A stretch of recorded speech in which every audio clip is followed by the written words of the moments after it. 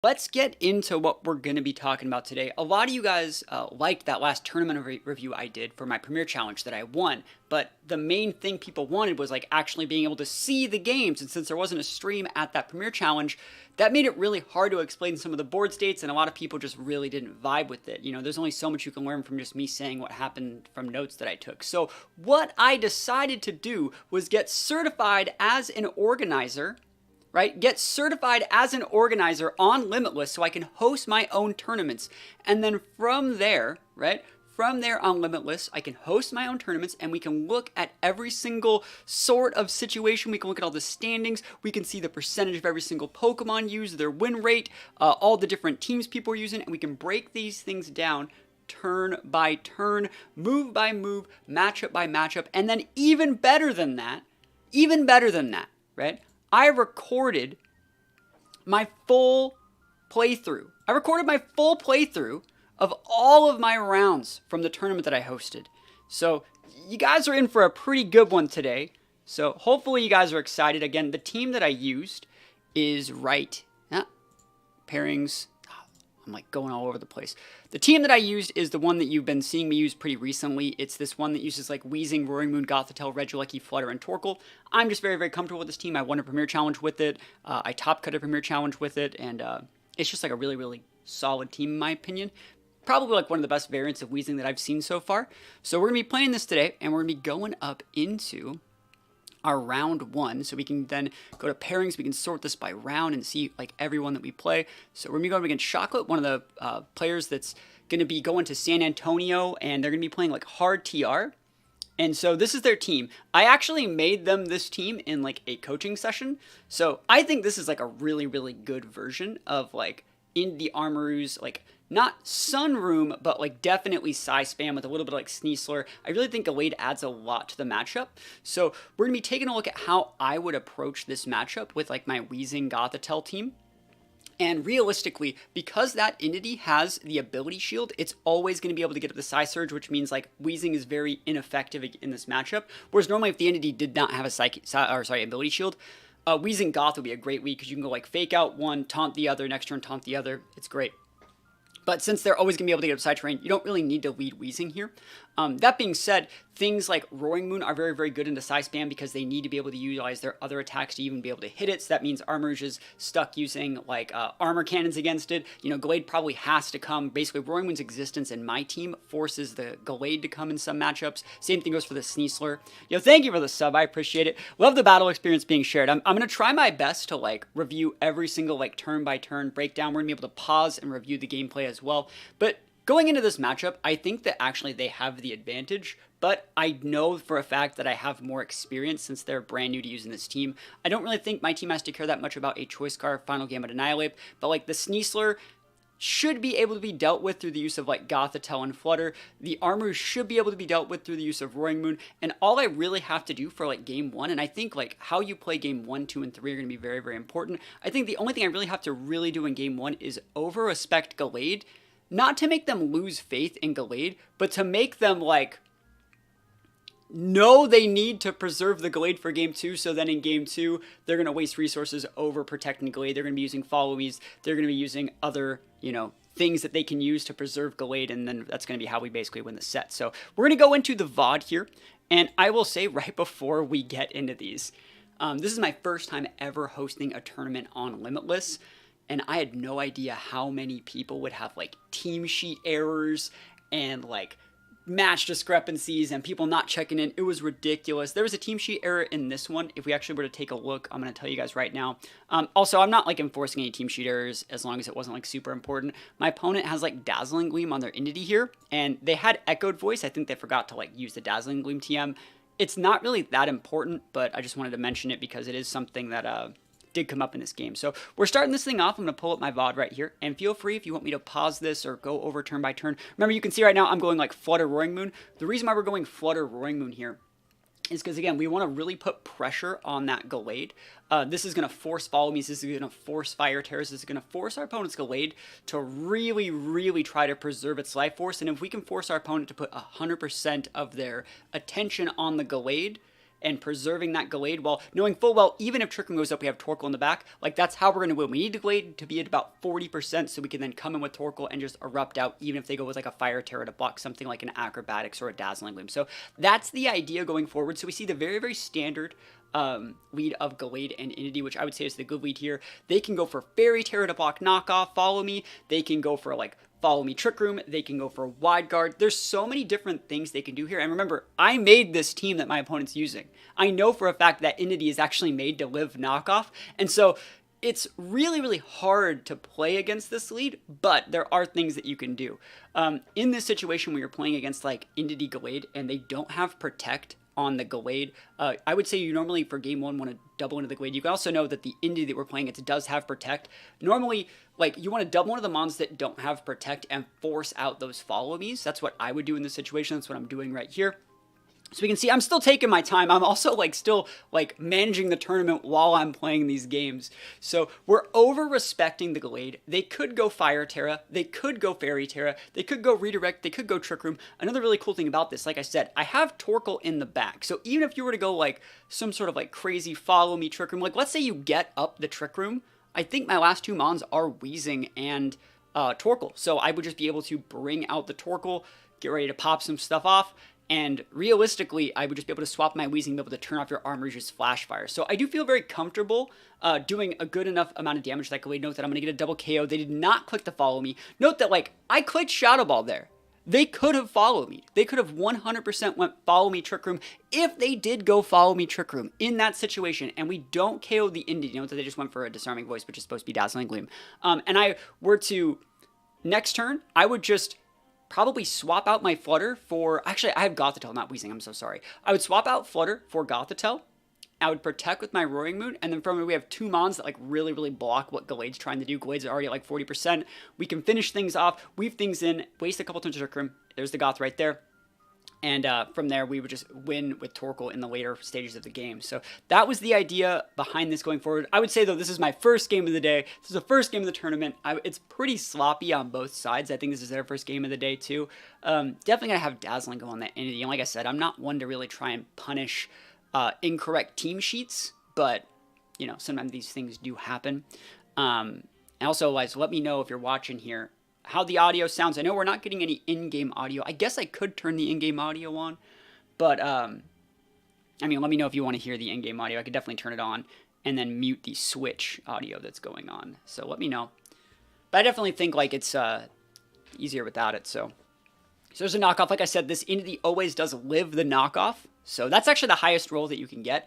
It just won't KO. So this is a Disarming Voice again. Even if it was Dazzling Gleam, 4 times super effective, you're not going to get the KO on this room like at all. They're going for like crazy plays. I don't know why they're not Trick Rooming. Like I don't know why. Maybe they thought that like I was going to Trick Room and they were trying to like let me Trick Room, thinking I would Trick Room their Trick Room. But like in reality, like I don't really need to do anything specific. Good to see you. Been seeing this team on ladder smoking everybody. You already talking about my team? Yo, my team's sick. Like this team's really, really good. There's a rental code for it on Patreon right now, as well as like a full write-up as to how I actually use this team, why I picked the mons that I picked, what the role of all these mons are and stuff like that. So I'm very, very comfortable with this team. But you can see this game one is basically over. They never really got up Trick Room. And even if they're going to be able to like follow me, they're going to be able to do stuff. All I need to really do here is just get some free damage. They do make a really, really good play here. I'm trying to go Protect Psychic just to finish off this Entity. I'm trying to disincentivize Trick Room. Like, I don't care if that +2 Ursaluna wants to go for like an all-in on my Gothitelle. That doesn't really matter. We just bring out something like Flutter next turn. So we are going to be fine. My opponent Trick Roomed my Trick Room and I laughed. There you go. There you go. Sometimes that does happen, right? So the Ursaluna is big burned. It has a Swords Dance off, I think, and realistically, like, this is going to be one of those games where, like, they just never really got up Trick Room, so it doesn't really matter. In this situation, I think you would just double into the Ursaluna slot, and we force the Follow Me. If they don't want to follow me, that's completely fine, because remember, we already talked about if they do Trick Room, we have a Torkoal who's slower than them, and we just bring it out and click Eruption. So we wouldn't really care if they did Trick Room, like, this late in the game. I would like to say, though, it'd be nice to win without revealing that I have a Torkoal, because I don't want them to even know that I wanted to bring Torkoal to the matchup. So that's something that is actually pretty important. So there's the Facade. No big deal. I think I still have the Flutter, so I think I'm going to bring the Flutter out here. And then their board state is going to be Armor Rouge Ursaluna, which is kind of dicey, because if I walk into like Shadow Ball to take out the Armor Rouge, well, the Ursaluna Can't get hit by Shadow Ball. So if I walk into Moonblast, that's another dicey turn as well. Note that they already have Terra'd. So this is a little bit of a dicey turn, but, you know, I think it's fine. And we also didn't even know that they had Armors left. But I do think it's a really good idea to like try and play to deny the information game from your opponent. Don't send out that Torkoal unless you have to. At this point, though, I'm thinking, like, I'm big thinking, what is the right play here? And I actually take a bit of a hot minute to think about what the right play here is. And I actually think, I go back, I actually think the right play here is to Trick Room with Gothitelle and Moonblast the Ursaluna. The reason being, if they did want to do anything, if they wanted to do anything weird, you would just, and get like a KO or get Trick Room or something, you just bring out Torkoal in the back and Torkoal wins the game. So you can see right here, right, I do think I do that. I do think I click they go protect Armors thinking I was going to nuke the Armors slot, and I'm not. And we don't really, like, and let's say they went like Trick Room, not Trick Room, let's say they went like double protect, which they definitely could have. We have the Torkoal in the back, so it's still completely fine. But again, this is like a pretty sloppy game, I would say. But yeah, this was to disincentivize the Armors going for like a Trick Room. I thought they were going to go like protect Ursaluna Trick Room Armors. That's what I really thought they were going to do. This play stops that 100%, and since they didn't protect the Ursaluna, it just loses it. So it's absolutely fine. And then this turn we just double into the Armors and get the win. So pretty good stuff. I will also say, what I had to do for this tournament was like play all of my rounds, right? I had to play all my rounds, and then I had to like record all my rounds, and then I had to like add them into my editor and edit them up all together so I could stream and record these games for you guys to watch. So hopefully you guys are liking it so far. All right, so yeah, 2 turns more, we just take it out. And again, it's really, really nice to be able to win without even showing that I needed Torkoal in this matchup. Remember, the whole point of this game 1, from my opinion, in my like perspective, let's take a look at their team sheet just like real quick because this game is over, is to really get them to like realize that they need their Gallade. They need their Gallade. Last turn I like doubled into it super, super hard. So I want to get them to realize like, yo, like Gallade's like super, super important. I gotta respect the Gallade. This turn they just took out the Flutter. They took Life Orb Chip, and then they're gonna get killed by Psychic before I have to reveal that I brought Torkoal. And going into game 2, we know that they need to bring Gallade. And I want to talk about this because we can pause this. I can pause this. One of the reasons why I really want them to focus on the fact that they know they need to think that their Gallade is like super, super important is because in this situation, from our opponent's perspective, as someone who built that team that they're using, you should be going into the Armors against me, because if you go into the Armors, the only thing that can really hit Armors from Flutter Mane is a Shadow Ball, which you can follow me away. Same thing goes for Roaring Moon. The Roaring Moon would like to Acrobatics the Grass Terra Armors. It would like to knock off the regular like Psychic Armors. You can follow me away that, right? And since we already know that that entity will always live the knockoff, I can't lead, like if I were to lead Roaring Moon Flutter, which is the best lead I have against your team, into the Armors, you guaranteed do get up Trick Room. I cannot really stop it. Love to see Goth Wheezing. Happy to hear it, yo. Happy to hear it. Hopefully you're having a good time. So I do think they should be going into the Armors, and so that's why I'm really trying to make them think like, yo, like Gallade, you need to use Gallade. Gallade's the thing you need to use. And so right now I would say they are playing a little bit into my tempo. So that game 1 where I went like really, really hard into the Gallade, I disrespected their ability to follow me. What this is going to do is for game 2, they're going to realize, well, I would have been fine if I follow me. Why don't I just follow me? And this is where they're going to fall prey to the actual thing that we should have done game 1, right? And remember, we won game 1 without even revealing our actual win condition, which was Torkoal, right? So we're going to go for a little bit of a gambit, a little bit of another disrespectful lead, but it looks exactly the same. It's going to play very different. That Gallade does have Wide Guard. It does have Fire Terra. Last time they went Fire Terra and got massively punished. This time, though, they're back to the wall. Everything they're doing is hyped up. The danger levels are to maximum right now. So, like, they got to play it as safe as possible. And if they mess up just once, they're going to take the L. So what you see, I immediately lock, and I know exactly what I'm doing. Gallade is something that's so important, but I only need to get it to about half, right? And so right here, what we're basically doing is nuking this entity. And if Gallade wants to wide guard, if it wide guards, that's completely fine, because you know what you're not doing if you're wide guarding? You're not setting Trick Room. So this is a really, really good game to like steal the game, pull out the rug from our opponent in game 2, because we conditioned them into seeing that they could just follow me in game 1. So what do? We go for the knockoff. It hits the entity slot. Remember, it's not going to get the KO. It's another very, very high roll. And then D-Gleam, right? And so, yes, they could have went Fire Terra. They could have totally went Fire Terra, and they could have totally set Trick Room. What would have happened if they did that? Well, first of all, they still would have took like half from that D-Gleam, which again puts them within range for that Torkoal to come in and go for like an Earth Power to finish off or an Eruption to finish off. Next turn, we just would have went Protect, Roaring Moon, swap and Goth, Trick Room the Trick Room back, or just Psychic, you know, KO the Gallade that way. We would have been still absolutely fine. That was the best case scenario for us. We forced our opponent to meet us at a specific level. And since they didn't, since they went with the ways that we conditioned them to respect in game one, we got like a basically free double KO. We know they're probably going to have like Ursaluna and stuff in the back. But I think that like if they were to have just like a little bit more experience with this team and have the knowledge that like into the Armarouge is the right thing to do against like Roaring Moon stuff, which is hard to see. It is hard to see. What you want to do is get up your Trick Room, right? You want to get the Trick Room up, and then you want to close out the game with like that Armarouge. Close out the game with that, you know, Ursaluna, Gallade, things like that. You don't need to like lead Gallade, but it's easy to see how Gallade would be very, very good in this situation. I think Gallade is like really, really, really solid. But if anything, I also like over-respect it because I think it's so good.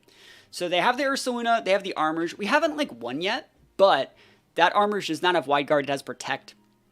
So they can still totally go for these things. I think the right play in the situation is just to over-respect the Trick Room setter because your Ursaluna is like not even burned yet. I think I double into the Ursaluna here. They go for the,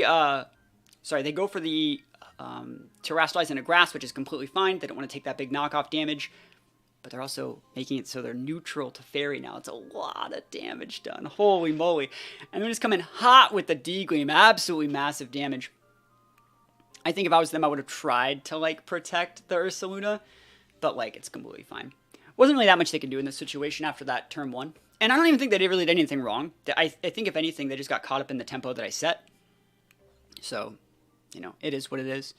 But, I mean, they're making me actually have to play to my outs, so it's still a hard matchup, but we are going to take these wins in the first round of the tournament, and yeah, I think they just need a little bit more experience with their team, but overall, I'm very, very happy with how this first round went.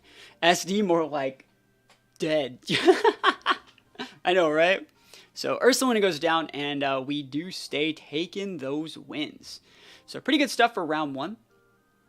And yeah, I was feeling pretty good about this. And so like I said, there was a lot of people that had like team cheaters that I had to fix. A lot of stuff that was going on, but I'm happy to win. So we're going into round two. Let's go take a look at round two. We can do that by going here. Let me know if you're liking this so far. Go into round two. All right, here we go. So our opponent's team is going to be Shempow, Flutter, Torn, Rillaboom, Urshi, Rapid Strike, Hisuian, Arcanine.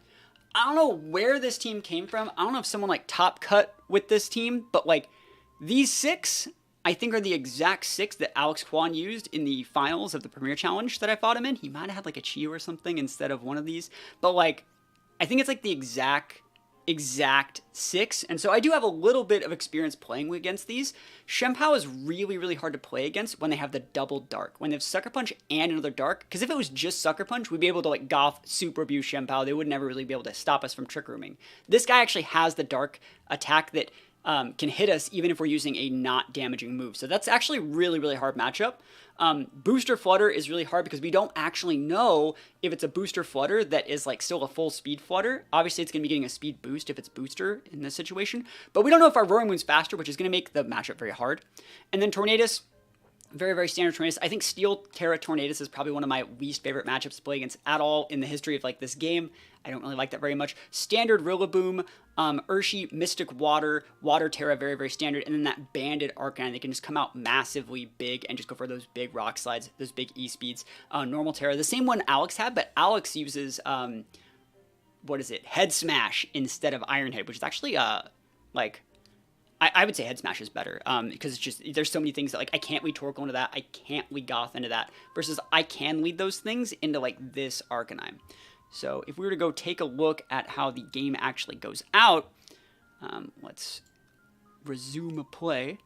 You can see I'm walking in Torkoal Flutter, and the reason why we want to go Torkoal Flutter, there's a few reasons. If we actually take a look at their team right here, Steel Terra Tornadus does actually get gimped and like messed up by Flutter when we get the Photosynthesis boost. So if I lead like Flutter Torkoal and you're like, cool, I'm going to click Rain Dance, cool, I'm going to click Tailwind, I can actually just swap out my Torkoal for my Weezing and just Shadow Ball your Torn. Dunzo Torn, Torn's gone, and we have the rest of our mons to like win the set. Maybe we bring out like Goth, go for a Trick Room or something. Sun's already up, Urshifu's definitely mitigated. So that's what I was trying to catch on turn 1, but this isn't like terrible. I always expect the Arcanine to be here, but like it still sucks seeing it, right? So anyways, they get the double Intimidate, not really that valuable here. The double Drought is nice.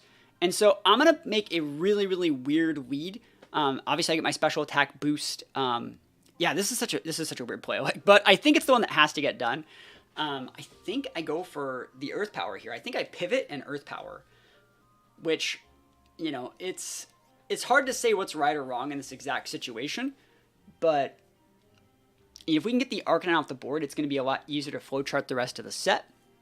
And again, I do think that their team is like a little bit more aggressive than mine. Mine has a little bit more tech, right? I have like different speed tiers. I have like booster and stuff like that. I have like weather / like Trick Room, stuff like that, with like neutralizing gas, turning off abilities. But their team just does the thing. It hits really hard. There's that lash that we were talking about. So like they don't have to rely on sucker punches. They don't have to go for like anything else. They go for a Rock Slide. It does not. I don't think we don't get flinched, and we do get the Earth Power. Now, this is good and bad, right? The sun is up, but they could bring out like a lot of stuff. Tornadus here would be a game ender. Flutter Mane's not that good to see. Rillaboom is kind of meh. Urshifu is, I would say, probably not that great here. I think Torn is the one mon I didn't want to see here was Tornadus, and I'm thinking like the reason why I was confident with that switch was I was thinking like if they had Torn, they would have led with it. Only really good players keep Torn in the back for game 1. They did keep Torn in the back for game 1. And so like right now I'm like, fuck, you know, that was like a 1 out of 5. What was I going to do? Like if they just set up a Tailwind here or set up a Rain Dance, there is not that much I can do at all. Right now the Prankster ability is turned off, but they just outspeed us, right? So there's so many different things they can do, but watch this outplay. I want you to like actually watch this outplay, because like this, I'm actually pretty proud of like how I played this out, right? So right now, we bait the Icicle Crash and the Weezing. Pretty good stuff. And then I think they Rain Dance, which I think is a good play. I'm happy to see the Rain Dance. I think I would have just taunted the Weezing and like done something else, or I would have even went for like, I don't know. Because like that damage on Chien-Pao, you could have just been sashed. You could have just clocked your sash there. You could have taunted the Weezing. You could have like just Bleak Winded to make me do less damage. There's so many things you could have done. That being said, Rain Dance is what I wanted to see, because now I can make this play, which is I think this is the turn that I swap out my Weezing, reactivate my Drought, which takes away their Rain and puts them in a situation where if they miss Bleak Wind, I just win the game right here, which I think is so cool. I think like being able to find these little win conditions to be able to use your like Drought in like conjunction with all your other abilities and stuff like that, I think that it's so cool. And then I still have the Flutter being able to ping, because like right now, what should they not be doing? They should not be clicking Tailwind. They should not be clicking it. So I should be able to get a board state where I can re-bring out my Flutter, and they still don't have Tailwind with the Torn. I can just go for a D-Gloom to get a double KO. Right, so I still feel like I'm doing okay. I was just really caught off guard by that Torn in the back. All right, so Gothitelle pivots in. There's the Lash Out. Great play from them. They didn't go for the Icicle Crash. I really thought they would. Icicle Crash would have barely procced my Citrus Berry, and now I'm within range for Bleak Wind, I think, whereas I wouldn't have been before. So that would have been nice to have. And they do double hit the Bleak Wind, so yeah, luckily the Bleak Wind doesn't get the KO, which is happy to see for me. But like, damn. Wouldn't that have been cool if like they missed the Bleak Wind on the Torkoal and ate that Heat Wave? Oh, that would have been actually the coolest thing in the world. The good thing is we have Flutter here, and Flutter we can just go for Fake Out D-Gleam, and I think that's probably fine. So there's a special attack boost, and I think we have to Terra. The only reason we have to Terra is because they could just go for like a crit Sucker Punch and KO our Flutter, right? So we have to do this. They also have Ghost Terra on their Chien-Pao.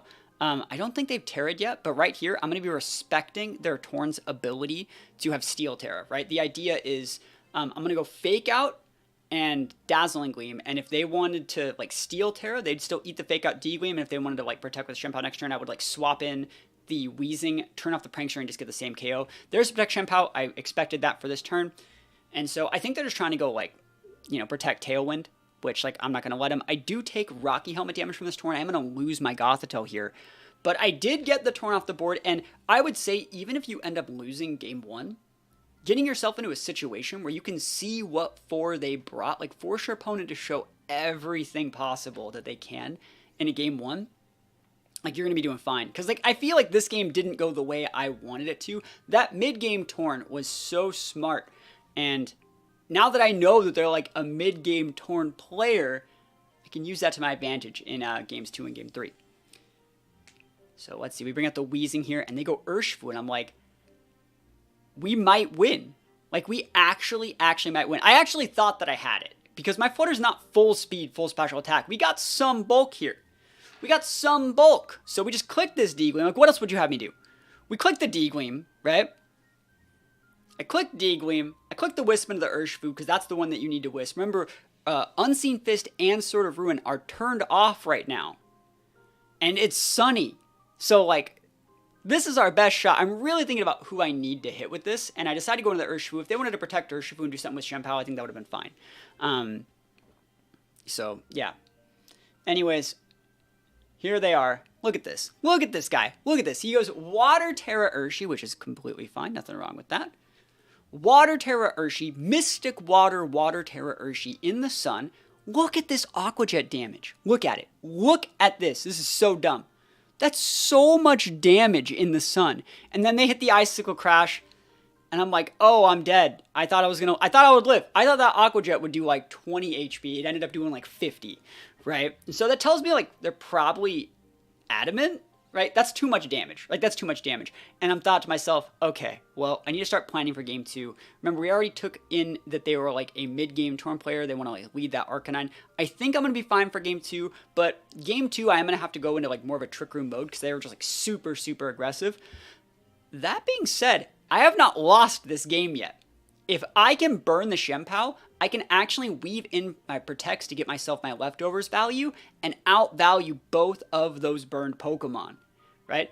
So the big thing here is that Shenpao protecting or is it not? And is it going to be using Lash Out or is it going to be using Icicle Crash? Because Icicle Crash can miss. All they have to do here is hit Lash Out, Surging Strikes, I will lose, right? So I opted to not go for the Protect that turn, right? And remember, I can protect with Weezing. Unseen Fist is turned off. And I can get that leftovers value every single time. They're not doing that much damage. Alright, and then I go for the Wisp. And I miss. So, they missed the Icicle Crash. I missed a Wisp. If I hit that Wisp into that Shenpao, I think I won. I think that I won. But, you know, I actually hit almost all of my Wisps. So, you know, I can miss one every once in a while. That's fine. At this point, I'm going to Protect here just because, like, I want to elongate the game just to make sure, like, if they are going to misplay, like, that, they can just miss the next Icicle Crash, too. Like, and they're still going for it. They should just be clicking Lash Out. But I'm also, like, taking this time, you know, writing down my notes, like, trying to figure out, like, what I need to do for game 2. Because, like, this matchup, I should win, but I wanted to win game 1, you know. Sun is running out. His Sun's running out too, but like I restore more with 2 turns of leftovers ticks than they do with Urshi. Yeah. So, but anyways, we take the L here. Just because they finally just like, fine, I'll just Lash Out then. And it's like, why didn't you do that the whole time, bro? Like, could have done that the whole time. God, but they do a lot here. Yeah, they do like 20. So they do about 27 to 30 more HP. Sorry, yeah, then I heal, not more than I do with leftovers, but like a lot, yeah. So we lose game 1, and, you know, that's that. No Sun is 23 damage minimal. There you go. So, but I have 2 ticks of leftovers to restore it. But anyways, it's a slow loss, but if it was just me versus them, I probably would have been fine. Could you not have just Sludge Bomb the Shenpao? I don't have Sludge Bomb, right? I don't have Sludge Bomb. I have Acid Spray, which is a very different move. So you don't Sludge Bomb there. And I don't like Sludge Bomb on Weezing because I want to burn the things I want to burn. Right? Otherwise, I would have just hit the Shenpao, and Acid Spray wouldn't have KO'd. So, we're going into game 2, and I need to play things a little bit different. Like I said, the double Dark Attack on that Shenpao makes this, like, a lot harder than, you know, it would normally be if they had, like, a Sacred Sword or something else there. Just because, like, they can really bully my Goth, and I don't want to say it forces my Dragon Terra, but, like, that's also not something you want to do versus Shenpao. So they do with the they do Shenpao Arcanine. I think this is the same lead. This time we're going the Goth, and so we have like Fake Out. Note that we have a Lecky on the board. Regieleki, and I want to talk about this. I don't go with this lead that often.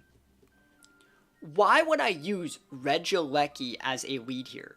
If we think about their other mons, you can see that they have Shenpao, Fluttermane, Tornadus, Hisuian Arcanine, Urshifu Rapid Strike, and Rillaboom. So, let's talk about everything that Goth Alecki would be good against here. If they were to go Shenpao, Goth Alecki says, hey, if you want to use the Shenpao, you 1000% can, but you have to Terra.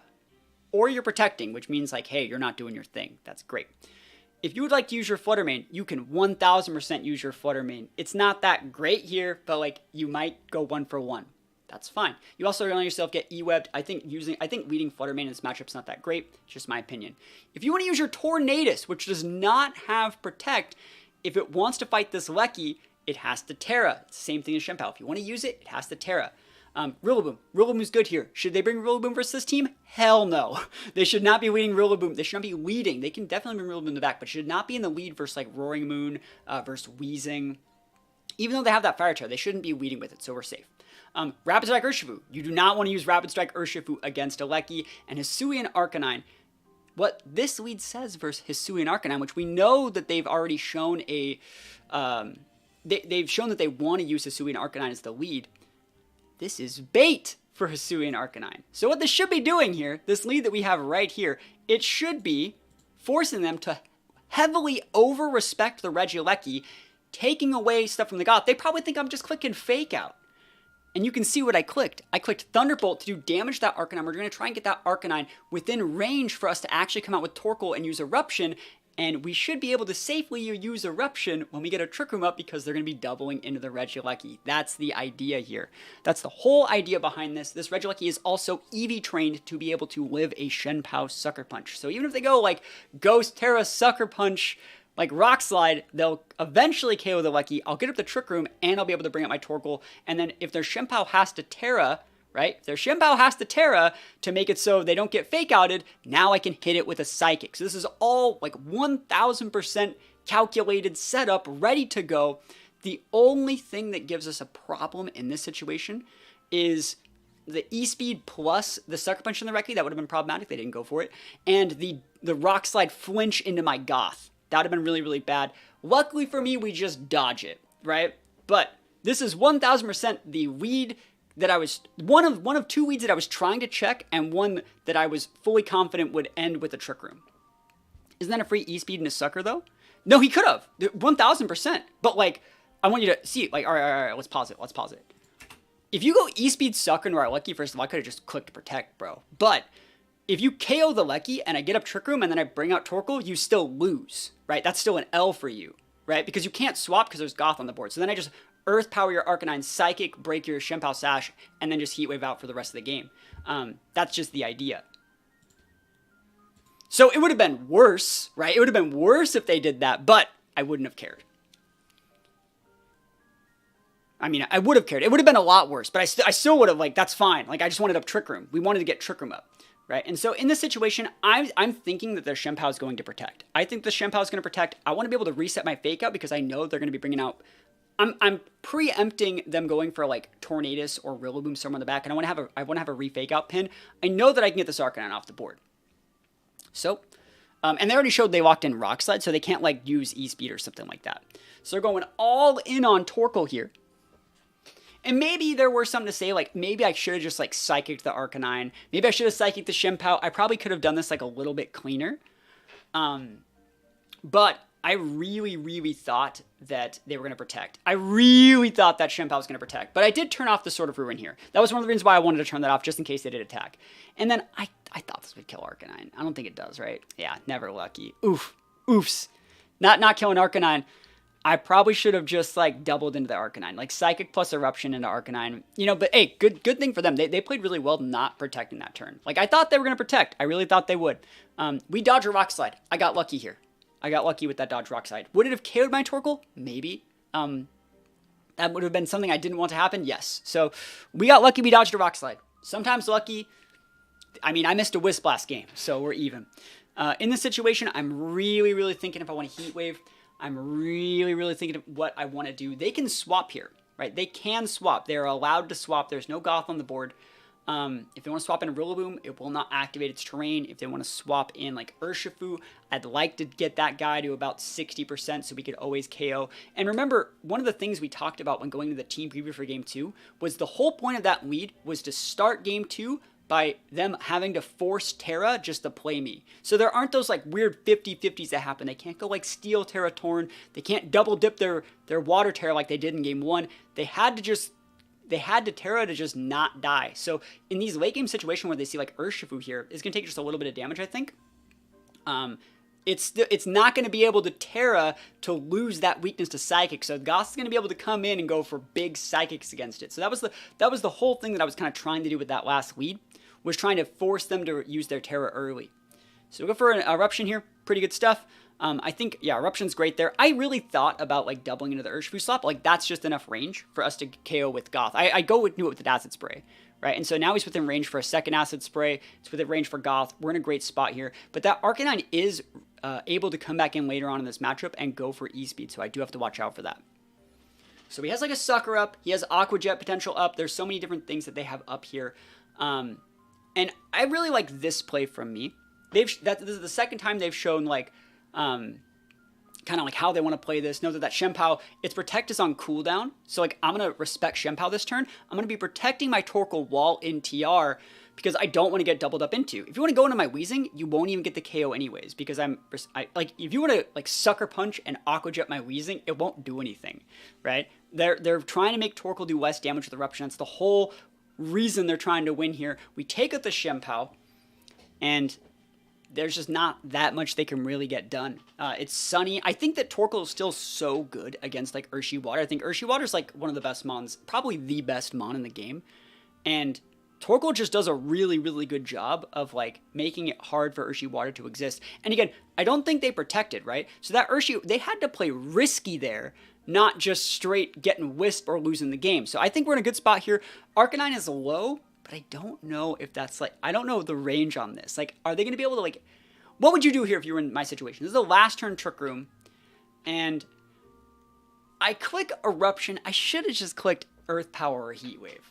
I didn't want to miss the Heat Wave. And I'm like, if you double into my Weezing here, Eruption would get the KO. Even if I soak, like, one of these attacks, Eruption would still KO the Urshi. That was my idea, because the Urshi's at -2 Spadef. And so I'm thinking to myself, like, I should have just Heat Waved. Looking back on it, that's one of the reasons it's good to review these replays. Like, I should have just clicked Heat Wave. Well, look at that damage. It's like nothing, right? And then so they double into my Torkoal. I live at 1 because my EV spread's straight busted. But look at this Eruption. Look at it, bro. Look at it. Oh my gosh. That did nothing. So I should have clicked Heat Wave there. I just didn't want to miss, right? You know, and that's the thing is, like, I feel like if you're afraid of clicking your moves in situations where, like, you do need to click them, you just shouldn't use those moves. Like, I mean, Heat Wave's still the right play, and I just knowing that I should have clicked it, right? I respected Urshi because I knew they'd have to lock into E-Speed, right? And so I have Gothitelle Pin, I have a lot of different stuff. Might have clicked Earth Power. Yeah, it's the thing. I think Earth Power would even been a better play. Eruption was not the right play. Eruption was 1,000% the wrong play. So that's my fault. But that being said, they have Torn here, and it's Torn against these guys, right? So remember, we do have a Fake Out Pin up, and it is still Sunny up, so we just kind of gift this Arcanine. We go Fake Out, Acid Spray, take out the Arcanine, and then it's Torn versus a full health Weezing and a full health Gothitelle. The fact they had Torn here instead of, like, Flutter, if that was Flutter, this would have been very bad. But if you remember from Game 1, they're a player who has shown a preference for that mid-game Torn. So when I kind of went to the later games in this game, like Flowchart, I'm like, do I need to do this? Do I need to do this? Can I get a KO here? Is it safe? Like, we knew that the Torn was there, right? We didn't even have to plan for there being Flutter because there would never be Flutter because it has to be Torn because that's the like play style that they have been showing us all set.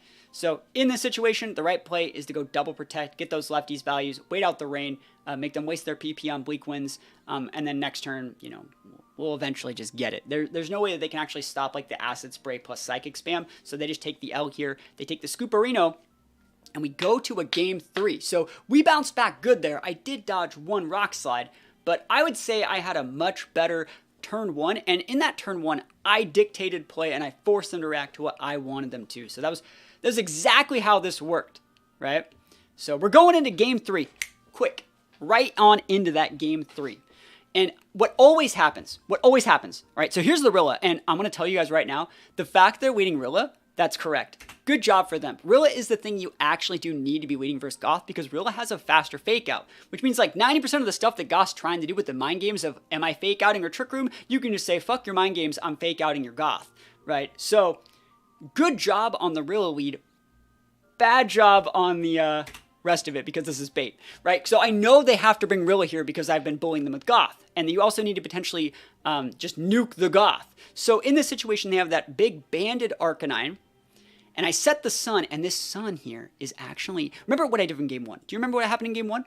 In game 1, I went for, like, my teammate did whatever, and I soaked damage my Torkoal and Earth powered their Arcanine. So it looks like I might try and do that again. There's so many different things you can do. So like you might be fake outing my Torkoal. You're not going to be fake outing my Flutter. If you were to fake out my Torkoal, your Rillaboom will probably not die, especially if it goes Fire Terra. And I would probably Fire Terra my Rillaboom here to not get absolutely bodied by that Flutter. So you can click Rock Slide or even Flare Blitz into the Flutter and fake out into that Torkoal slot and think, dude, I'm killing it right now. And this is all a part of the plan. Just watch why in just 1 second. Here we go. So the Torkoal is there to bluff the Earth power, but what it really is doing is setting the photosynthesis for the Flutter Mane. So now Flutter Mane deals way more damage than it's supposed to do. Like way, way, way more. So they're over-respecting the Torkoal because Torkoal has been such like a pivotal part of like the strategy, like setting up these pins for Torkoal to win, and how Torkoal was like used aggressively in game 1. And you can see, yeah, I guess they could have went normal Terra Arcanine, but like you're not E-speeding anything. Would you really normal Terra your Arcanine just to not die to a Flutter? And then like, I guess you could have, you probably should have, but would you really leave your Rilla high and dry? Right, there's the fake out. We baited that fake out. TY, my guy, appreciate you a long time. Shadow Ball, this is a Specs Photosynthesis boosted Shadow Ball. We conditioned you into doing stuff, and I cannot believe that this guy actually ate that. I cannot believe it. I got that. I was like, bro, why are you alive? Hello? Is it me you're looking for? It's ridiculous. I cannot believe this Arcanine ate that, right? Can you believe this? I'm full special attack modest. Photosynthesis Spec Shadow Ball. Like, wow. And so, right around here, I'm like, dude, we're fucked. We're so fucked. Weezing does not turn off photosynthesis. No, it doesn't. Right? So, I was right here. I was like, oh, no. Yeah, it's definitely EV'd for it. Definitely, like 100%. It was not luck. It's EV'd for it. But in this situation here, I'm like, I'm pretty boned. And so, our only option here, we're just going to let the Flutter die. We got to just let Flutter die. I'm going to target down this Rilla slot in case they wanted to like Fire Terra or swap. And they do swap. And we take those. You could have just Grassy Glided me, bro. You could have. I was giving it to you. Silver Platter, you know. Grassy Glide. We would take those all the way to the bank. I'm just going to take out this Torn. Easy peasy one-shot. We already talked about that being a one-shot from earlier. And I actually went for a Wisp and a Shadow Ball into that slot because I thought they were just going to Grassy Glide my Flutter, Rock Slide again. I'd get a burn on the Rilla. That was the idea. They are actually not within range for Acid Spray right now, which is why I didn't click it. But I clicked Will-O-Wisp into what was the Rilla slot. So that's why that says Wisp there. Just so you know. But that being said, they could bring back out this Rilla. They could bring back out Rilla. They could bring out the Shampower Urshi. And if they do bring out Rillaboom, that's going to tell me that the last mon's Urshi. I'm just going to tell you that right now. It's how, like, I've played against this sort of team enough to know. So, we're going to see what the second to last mon is here. I'm trying to remember what I sent out. I think we just saw it, but I'm trying to remember what it is. So, Gothitelle, yeah. Gothitelle's great because remember this Arcanine, it doesn't have Head Smash. It's locked into Rock Slide. As long as you don't get flinched, we're good to go. So, here's the Rillaboom. And so, I like, in this exact situation, I could have tried to do a couple like fake out plays or weave and protects or done this. I'm like, nope, we're going to double protect. We're going to get our Weezing up to full with a combination of leftovers and the grassy terrain. That's my idea for this turn. We're going to wait out their fake out. They can still switch. They totally can switch. Shadow Tag's active. Sorry, Shadow Tag's on the board, but it's not active because of Weezing neutralizing gas. So they can totally switch. Yo, how goes it? So we're going to see what they want to walk into here. Or not walk into, but we're going to see the Rock Slide plus probably a fake out. And I want to see who they fake out. It's pretty important here. So they're going to be fake outing the Gothitelle, which is what we kind of talked about. Like, Gothitelle was a big part of like game 2, and the reason they even brought Rilla was to turn off the Goth, which is what they're trying to do. They're showing and telling for what they brought the Rilla for, which is really, really good. So in this situation, though, I get a double protect. Now, this is not a good situation for me, because neither of us have Terra. They still have that potential Fire Terra on that Rilla, which is actually kind of dicey. They're probably going to do it this turn to block a Wisp. I really thought about this. Like, I really thought, I was like, I should just Acid Spray. They're so going Fire Terra. But let's force the Fire Terra, right? Let's force that Fire Terra. And I think do I Dragon Terra here? Am I good? Am I a good player? I should click Dragon Terra here. Come on, me. Do it. There we go. Yes. So we're going to go Dragon Terra here just to stop the double up into Goth to try and get up Trick Room. We're going to try and do this. Again, we're risking the game a little bit. If you get those big flinches, we're big sad, but I really, really do like the Gothitelle with Citrus Berry. It makes it so hard to double up. They do go Fire Terror, which means I'm like hot wasting my Weezing's time here. Their moveset is Wood Hammer, High Horsepower, Grassy Glide, Fake Out. And yeah, Citrus Goth is just really, really nice. So when you're able to go for those Trick Rooms and they're like, oh shit, I just can't kill that, you know? And there's the Dragon Terra, be able to block these big grass attacks. So this turn, they're going to go for the big Rock Slide, get hit on both. Look at this damage. Oh my goodness. But no matter what they do, they can't KO the Goth. They actually decided to go for the Weezing, which was nuts, right? And then I Wisp, which was now the Fire Rilla, and then I flinched, right? So never lucky, professional Pokemon player, that's the +1, straight up, absolutely the most never lucky person the world has ever seen. Arcanine's been a big bully all set. Remember that guy lived at like 1 HP. He's gotten all that health back just from like freaking grassy terrain. So we have to protect here, right? And we know that they're going to double into this Goth. So we need them to miss a Rock Slide. We miss it. We need them to not flinch. We're doing our absolute best to not take the fattest L here. And we got to play pretty predictable. You know, they can read this protect. They can do whatever they want, you know, because like Rock Slide would kill the Weezing here. So they go for the Rock Slide. The big Rock Slide. Big Slide. Hits on the Goth. Oh my gosh, that's so much damage. Oh my gosh. There's our Citrus, though. Shoutouts to Citrus Berry. Best item in the game. Giving me a whole 44 HP back. They go for the big grass boosted hammer. Don't get the KO. Right? And let's go Trick Room. We got shots, boys. They're here. These shots, they're big. They're big shots. Get it? Big shot? So we got to think, like, what is the last Mon here? Because they could have swapped this whole time, and they just haven't. I am still of the opinion that their last Mon is Urshi Water.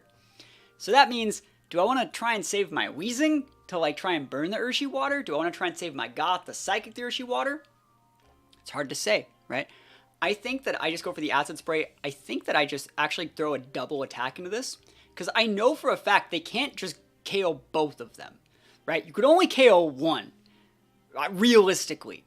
And if I KO one of your Mons, like, I'm going to be able to take out your Arcanine. Like, you could have swapped your Arcanine here at any time. Like, you could have, but you can't because it's Urshi in the back. If it was Shenpao and you had that, like, holy shit, bro, new game. But, like, you don't have it, bro. So they go for the high horsepower, they take out the Weezing, and it's good that they took out the Weezing because this is going to do two things. This is going to let me send out my Torkoal, activate the Sun, which is what I want. We got the special defense drop on that Rilla, and then now you get to reactivate your grassy terrain because the ability came back while the terrain was gone, and I can actually weave in Protects and have my Gothitelle get enough health to not get KO'd by some grass attacks or water attacks by your Urshifu. So it's actually like super nice, and show me that Urshifu. Show it to me. Again, Flutter here, if we didn't get up to that Trick Room, would have been bad, but it's Urshifu. It has to be Urshifu, depending on... Because we saw the Torn. The Torn's there to come in mid-game, go for that Rain Dance to enable the Urshifu to sweep, and we're just not letting him do it. Right? So, here we go. Easy peas D's, lemon squeeze D's. And I think I go like Eruption Psychic just to get the... I think I try and get the Rilla off the board, right? I think that's the play. Because even if it had Grassy Glide, it wouldn't do anything. Yeah, and I think it was a good play to go for that Acid Spray that turn. It was smart. Like, Acid Spray is such a good move on Weezing because it enables our Torkoal just to melt things. You can melt hands. You can then melt these big AV Fire Terror Rillas. Like, you just really don't care. So, we're doing our absolute best out here. Torkoal reigns supreme. Torkoal's inevitable. And that's what we're doing. So, Grassy Glide comes in. More damage than I thought, honestly, but it's completely fine. Big Eruption. The big Life Orb Torkoal right there. And we finished this guy off with a Psychic. You know what? They did not protect the Urshi. They did not protect the Urshi, right? And the Urshi just going for an attack here, but realistically, no matter who you attack, I don't even think you could KO the Goth here because we're Dragon Terra, which would resist, and In the Sun, which would do even less damage. They go after the Torkoal, but you can't break the Torkoal here because it is Sunny. Oh yeah, it's so nice, bro. It's so nice. And so from here, you can just click like Earth Power Psychic and get the KO. Even if you want to weave in like Protects or do whatever, like we're getting more health back as well from the grassy terrain. So we are going to be able to close this one out and go up into a 2-0 victory. And again, we lost game 1 in this situation, but I didn't let it get to me, and I used the information, the fact they wanted to be like a mid-game Torn player, to my advantage to basically lock Flutter out of like all of their flowcharts. They even like corrected and used Rilla in game 3, which they should have been doing the whole time.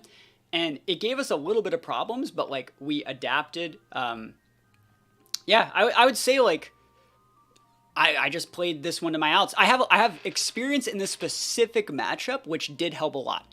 And there were a couple situations. I think like I dodged a rock slide, got a little bit lucky, but like I think I played to my outs with this one. I'm pretty happy with this win. Like, this is a good win against, like, a player that used a good team. So, Earth Power comes in hot here. I don't think the Earth Power KOs, but it really doesn't matter at this point.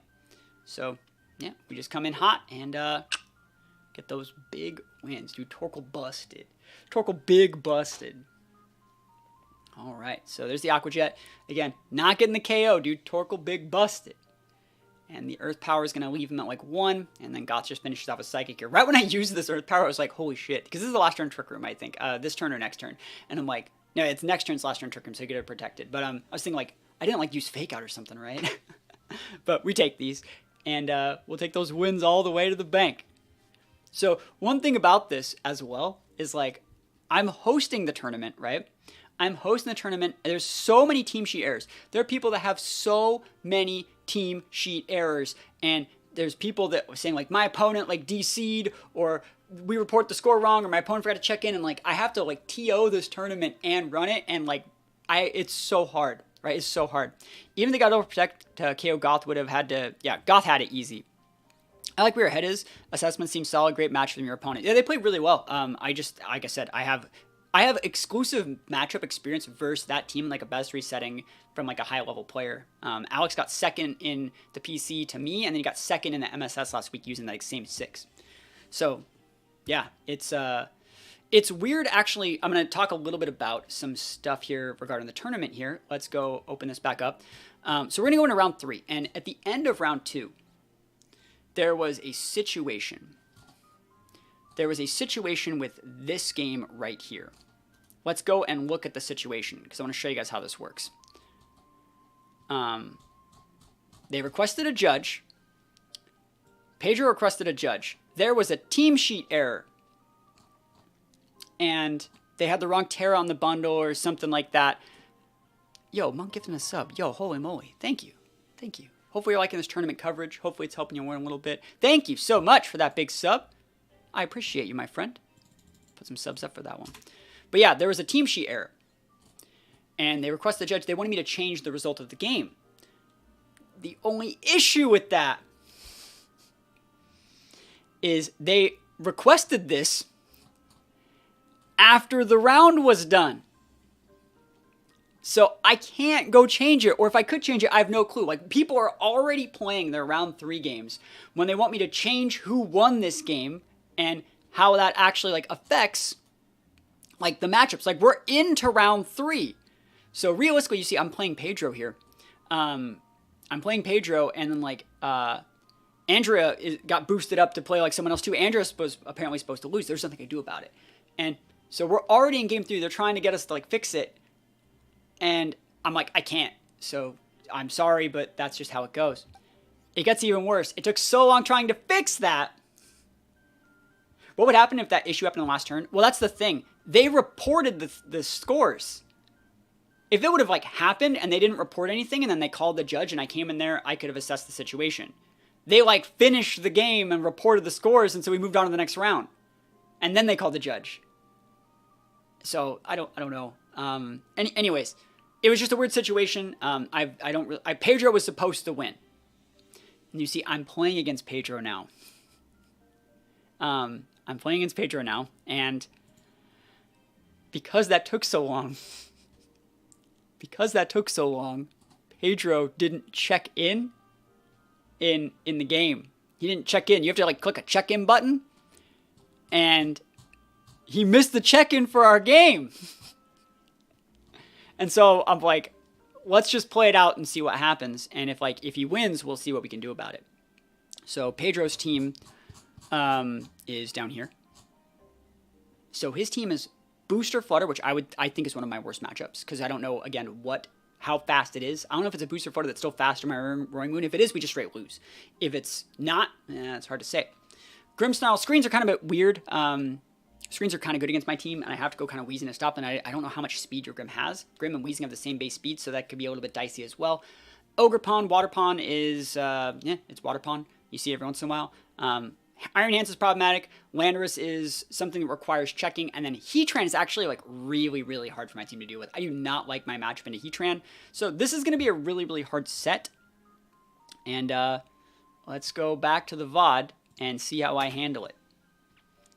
So again, I really, really, really, really don't like fighting Heatran, and I need to have a better answer for Heatran. I know this. This is like the last tournament that I'm playing this team in, because like it can't deal. I'm going to call this team like a fat team. Hands, Heatran, Water Pond, like those are just fat mons. Like I can't break them. I'm using like Regieleki Goth. Like I'm trying to steal KOs, right? So it's like I can't break the fat stuff. And so I'm trying my best here, but it's also like Leftovers sub Heatran is such a menace, because you don't know when they're going to sub. So you like basically have to like really over-respect this Heatran, and he could just weave and protects, right? It's such a good set. They also have Magma Storm, which makes you think that like I could just ignore it and they can get unlucky. And then they never get unlucky, and they just hit all their Magma Storms, and you just get absolutely fucking bodied by Heatran. So that being said, Heatran's a big bully. My team is not optimized to beat Heatran. So I guess I'm going to tell you guys how this one works. I totally get bodied here. I get absolutely destroyed in this matchup. You can also see they're playing this like so passive. I really like the Protect Flutter. I really like the Double Protect here. Like, I feel it's easy, especially, this is just from my experience, right? When you're playing against like a YouTuber, like a streamer, or someone that you would put on like a pedestal, right? I'm not saying that they are, but just in general. It's easy to get caught up in like the more experienced player's tempo. So right now when I have Goth, Flutter, you can only switch out your Flutter if you want to switch. You're probably not going to switch because you use your booster. And if I force you to switch and lose your booster, that's good. That's kind of what I'm trying to do here. It's easy to get caught up in my tempo and feel like you have to like make a play. Being able to just like sit back and say like, bro, come at me. I have this matchup. You're like, this is like, they know that they're in control of the matchup. And so it's hard. It's really, really hard. And so like right there, I was like, bro, I was trying to get something that turn. And so like, I'm thinking to myself, okay, well then this turn, they're going to swap out their Flutter, right? They're going to swap out for Grimm, right? To block my Shadow Ball. I'm not going to take the bait, because why would I? And so I tried to catch this Weezing, bring it on the Grimm so I can then go for a taunt. They just didn't swap. I could have just killed their Flutter main. It just would have died. It just totally would have died. And that would have made the whole matchup easier. I really thought they were going to swap. I don't know why they didn't. You can't KO Heatran in one hit with Shadow Ball. And then they hit me with a Magma Storm, and I'm like, fuck my life. Because Magma Storm wouldn't have KO'd me if I killed their Flutter first. But no, it's fine. It's fine. Wasn't that much I could do about that. I could have targeted their Flutter. So again, this is like what I mean. Like Heatran is just so fat. Like I can't do anything against it. I have the Roaring Moon here.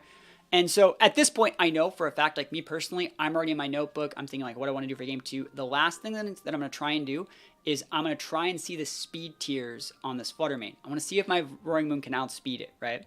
So I want to see, so I can use that advantage. So like, let's see if I actually even can lead with this Roaring Moon in game 2. So I decided to switch to my Goth. Looking back on this, I should just protect. I attack. It's fine. Just kill. I don't want to get like protect baited and never get to see what their speed tier is, but it's fine. And yeah, I mean, it's just basically an L. They led really, really well into my team. And I think they can even lead better. I think Hans Heatran is a better lead into my team. Or even like Water Pond Heatran into my team as opposed to like Flutter. I feel like with this team, you can bring the Flutter in the back and just close out the Roaring Moon once you force me to Terastallize into something else. That's what you should be doing with this team every time. You should be forcing me to Terastallize with like other mons like my Flutter, my Weezing maybe or something, my Regieleki. Like that's what they're going to do in game 2. They're going to really try and force my Regieleki to make a play, and then I'm not going to have the defensive terror that I need to close the game out. If they only have changed the results, maybe matchup would have been better. I know, right? So, yeah, I don't KO them here. So one thing, though, I did outspeed them with my Roaring Moon, and then I outsped them with my Roaring Moon, and I didn't KO. So they're like bulky booster Flutter, which is actually really good to see. Crocodile seems good in those two. I mean, so is Lando. Like, Lando's just good against those two. I just don't have one, you know. I don't think I would use one either. And so at this point, straight up, I've lost. This game is over. What I'm trying to do in this exact situation is get KOs on their mons so I can see what the other mons that they brought were. That's 1000% what I'm trying to do right now. If I can get them to reveal that maybe they did bring Lando, maybe they did bring Hans, maybe they have Ogerpon in the back, I want to see what they have in the back. But I've 1000% lost this game. I'm trying my best to scout for info without revealing that much about my own. So that's just what I'm trying to do at this point. You know, you got to take the L's just like we take those wins. And this was definitely an L for me. There's the Shadow Ball into the Goth. Again, like, there's no real reason to switch. I'm not going to die to that Shadow Ball. But we're just trying to get some KOs here. We're also trying to see, like, how thick the Heatran is. So we're still looking around, trying to get some damage off. And we don't KO that. That means they have significant defense investment. And then they hit another Magma Storm. Like, what do you want me to do in that situation, right? Like, I don't think there's anything we could really even do there. So we got to take those L's. We got to take them hard. Hold it right here.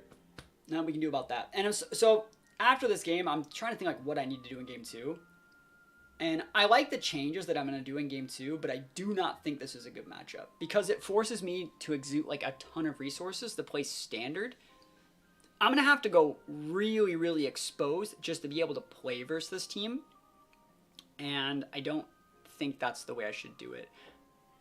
I'm going to have to go like Lucky, and I don't really want to go Lucky into like Fat Heatran, right?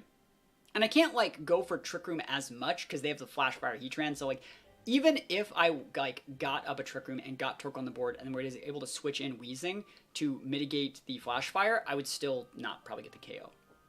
This move-by-move breakdown is so critical. I could see newer players learning a lot here. I'm learning about myself. It's important for people to learn how to think their spare seconds during a match. I mean, that's the whole point, right? We're trying to get some KOs. We KO the freaking Flutter Mane, so we're able to see at least one more Pokemon. Which, like, let's freaking go. That's the whole point. Magma Storm Heatran, dude. Never lucky. But yeah, at this point, there is no way that we win this game. Heatran cannot... We can't hit Heatran with Weezing. So...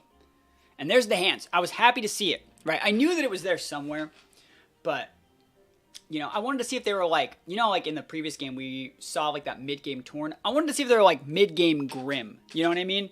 Like, are you that mid-game Grim type of guy? And it looks like they're not. So at this point, I was just thinking to myself, like, what do I need to do for game 2? I'm kind of just sitting there. I'm in my notebook thinking, what do I need to do for game 2? And I think what I'm going to try and do in game 2 is go more Lecky-centric. And if my Roaring Moon outspeeds their Flutter, my Lecky might outspeed their Flutter. Another thing that could happen there is Lecky does a great job of pinning the Lando. And if, like, I lead, like, Roaring Moon Lecky or, like, Lecky Flutter, I can actually double into that Heatran with, like, Thunderbolt and Shadow Ball and actually steal a KO on that Heatran in some situations if they want to lead, like, passive. If they want to lead their hands, which I think they should be bringing hands here, you know, it's completely fine. So they're going to get the W here. Not anything I can really do about this. I'm just trying to elongate the game just a little bit. And, yep, we just take the run now that I know what I want to do. And we're going to go into game 2. So that's how it goes. So going into game 2, I'm already locked and loaded. I think I'm going more Lecky this game. I think I'm Lucky Goth. But I might be Lucky Roaring Moon or Lucky Flutter. We're going to see in just a sec. I don't think I'm Torkoal yet. I'll remember exactly when we get into the game. But I think this is like more Lucky-centric. And they just play this so well. I'm trying to think of what I could do different. Because at this point, one thing about losing game 1 is like you're forced into a situation where like your back is to the wall. And you're forced to make plays if you have the bad matchups. So that's a good fix from our opponent to like optimize. And we see we have a Lucky Roaring Moon. Remember, we know that our Roaring Moon outspeeds their Flutter. So that's good. And so in this situation, right, what do you do here? What do you do here if you're the opponent? It's hard to say. This could still go so many different ways. Because like I can just throw up like a knockoff into that hands, bring out my Flutter, click that D-Gleam Electro Web, and just go to town. I could totally do that. I decided to go for Protect Electro Web. And they pivot out hands for Lando. And I was like, what? What? Who does that, bro? Who pivots the Lando there? And then it's not even that they pivot Lando and protect the Flutter. And I'm like,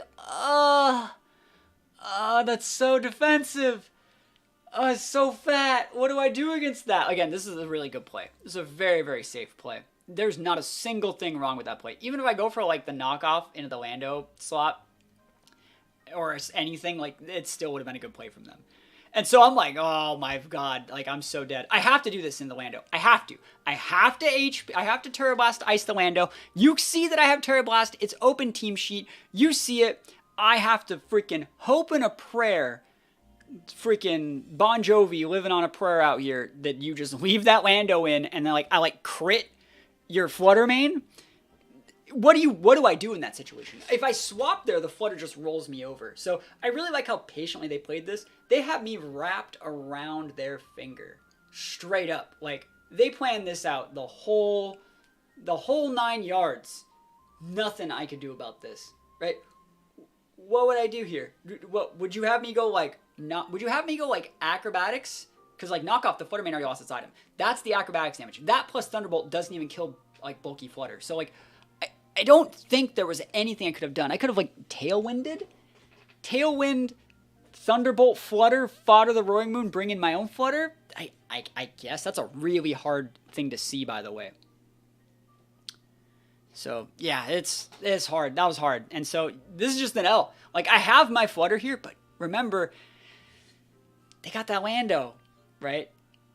And so I'm like, fuck, dude, this is so over. And so they haven't Terastallized yet. They have not Terastallized yet. Look what I do here. I'm reading a Protect on their Flutter. I'm thinking they're going to go Water Terra hands. They're going to protect their Flutter, Heavy Slam my Flutter, or Drain Punch my Lucky. If I can get that if I can get the hands off the board, I do outspeed their Lando and then can pin their Lando, can pin their Flutter, and I'll win the game, right? Right? So in this situation, I'm still playing risky because, like, I have to. They've basically stolen all of my speed control. And so, you know, what would you have me do in this situation? This is also, like, if they were to swap back in the Lando and it ate that Specs Moonblast, it would just die, probably. So, I'm thinking they're either swapping their hands, they're bringing in their Lando, and I'm seeing the Terra, and I'm like, cool, show me that Water Terra hands. Show me that Water Terra hands. And they're like, no. We play Standard in this house. And I'm like, well, that's just fucking game, right? And they played really well. Like, there was nothing that I could do that really, like, let me get a foothold in the game. They go for the Shadow Ball here. It doesn't get the KO, but, like, I can't do anything back. I was trying to read them go for the Water Terra there. I get the KO on the hands, but now I just lose to their Flutter with my Flutter. I can't outspeed that guy anymore.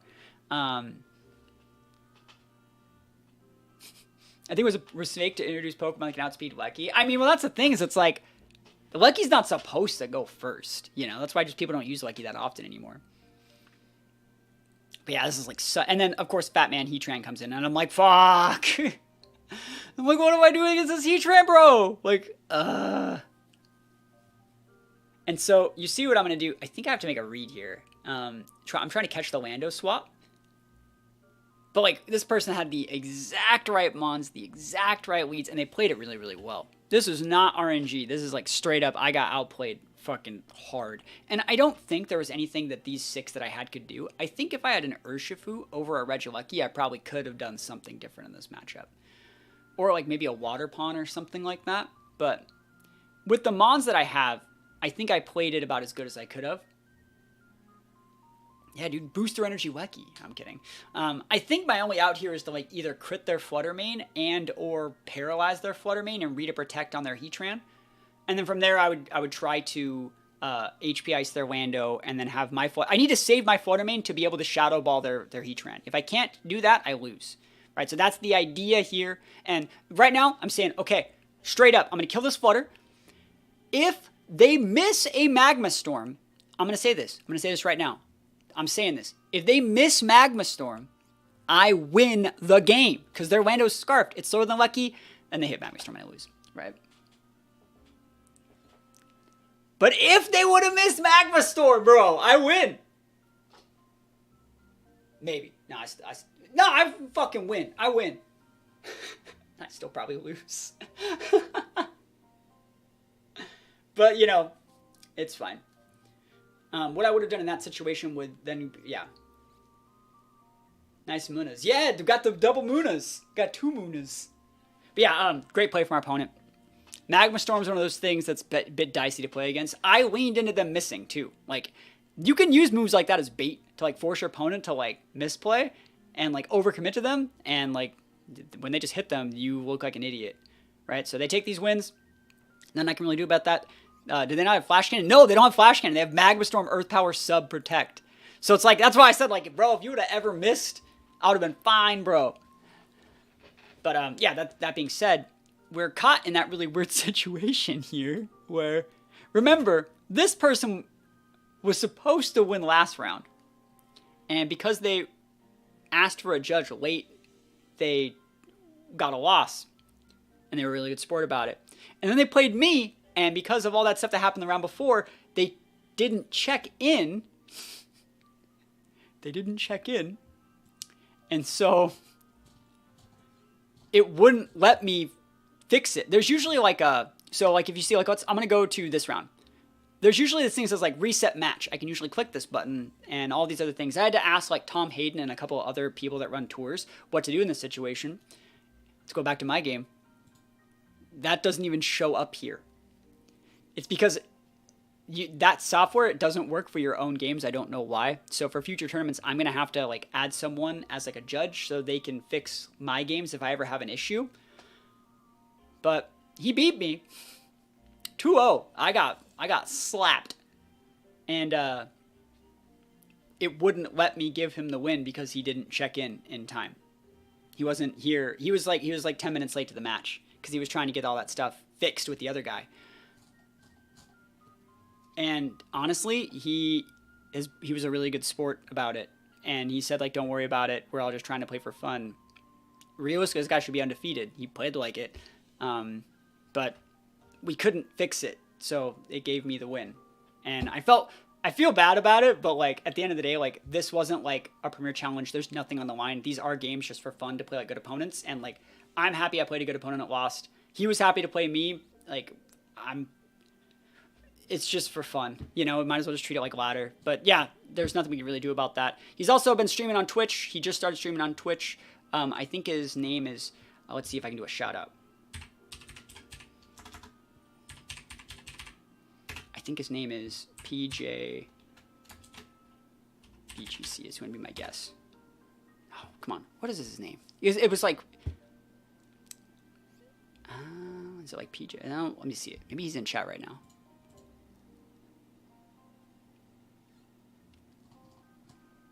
Yeah, he's right there, PJVGC21. So everyone, he just started streaming on Twitch. He's here. There he is. Cool.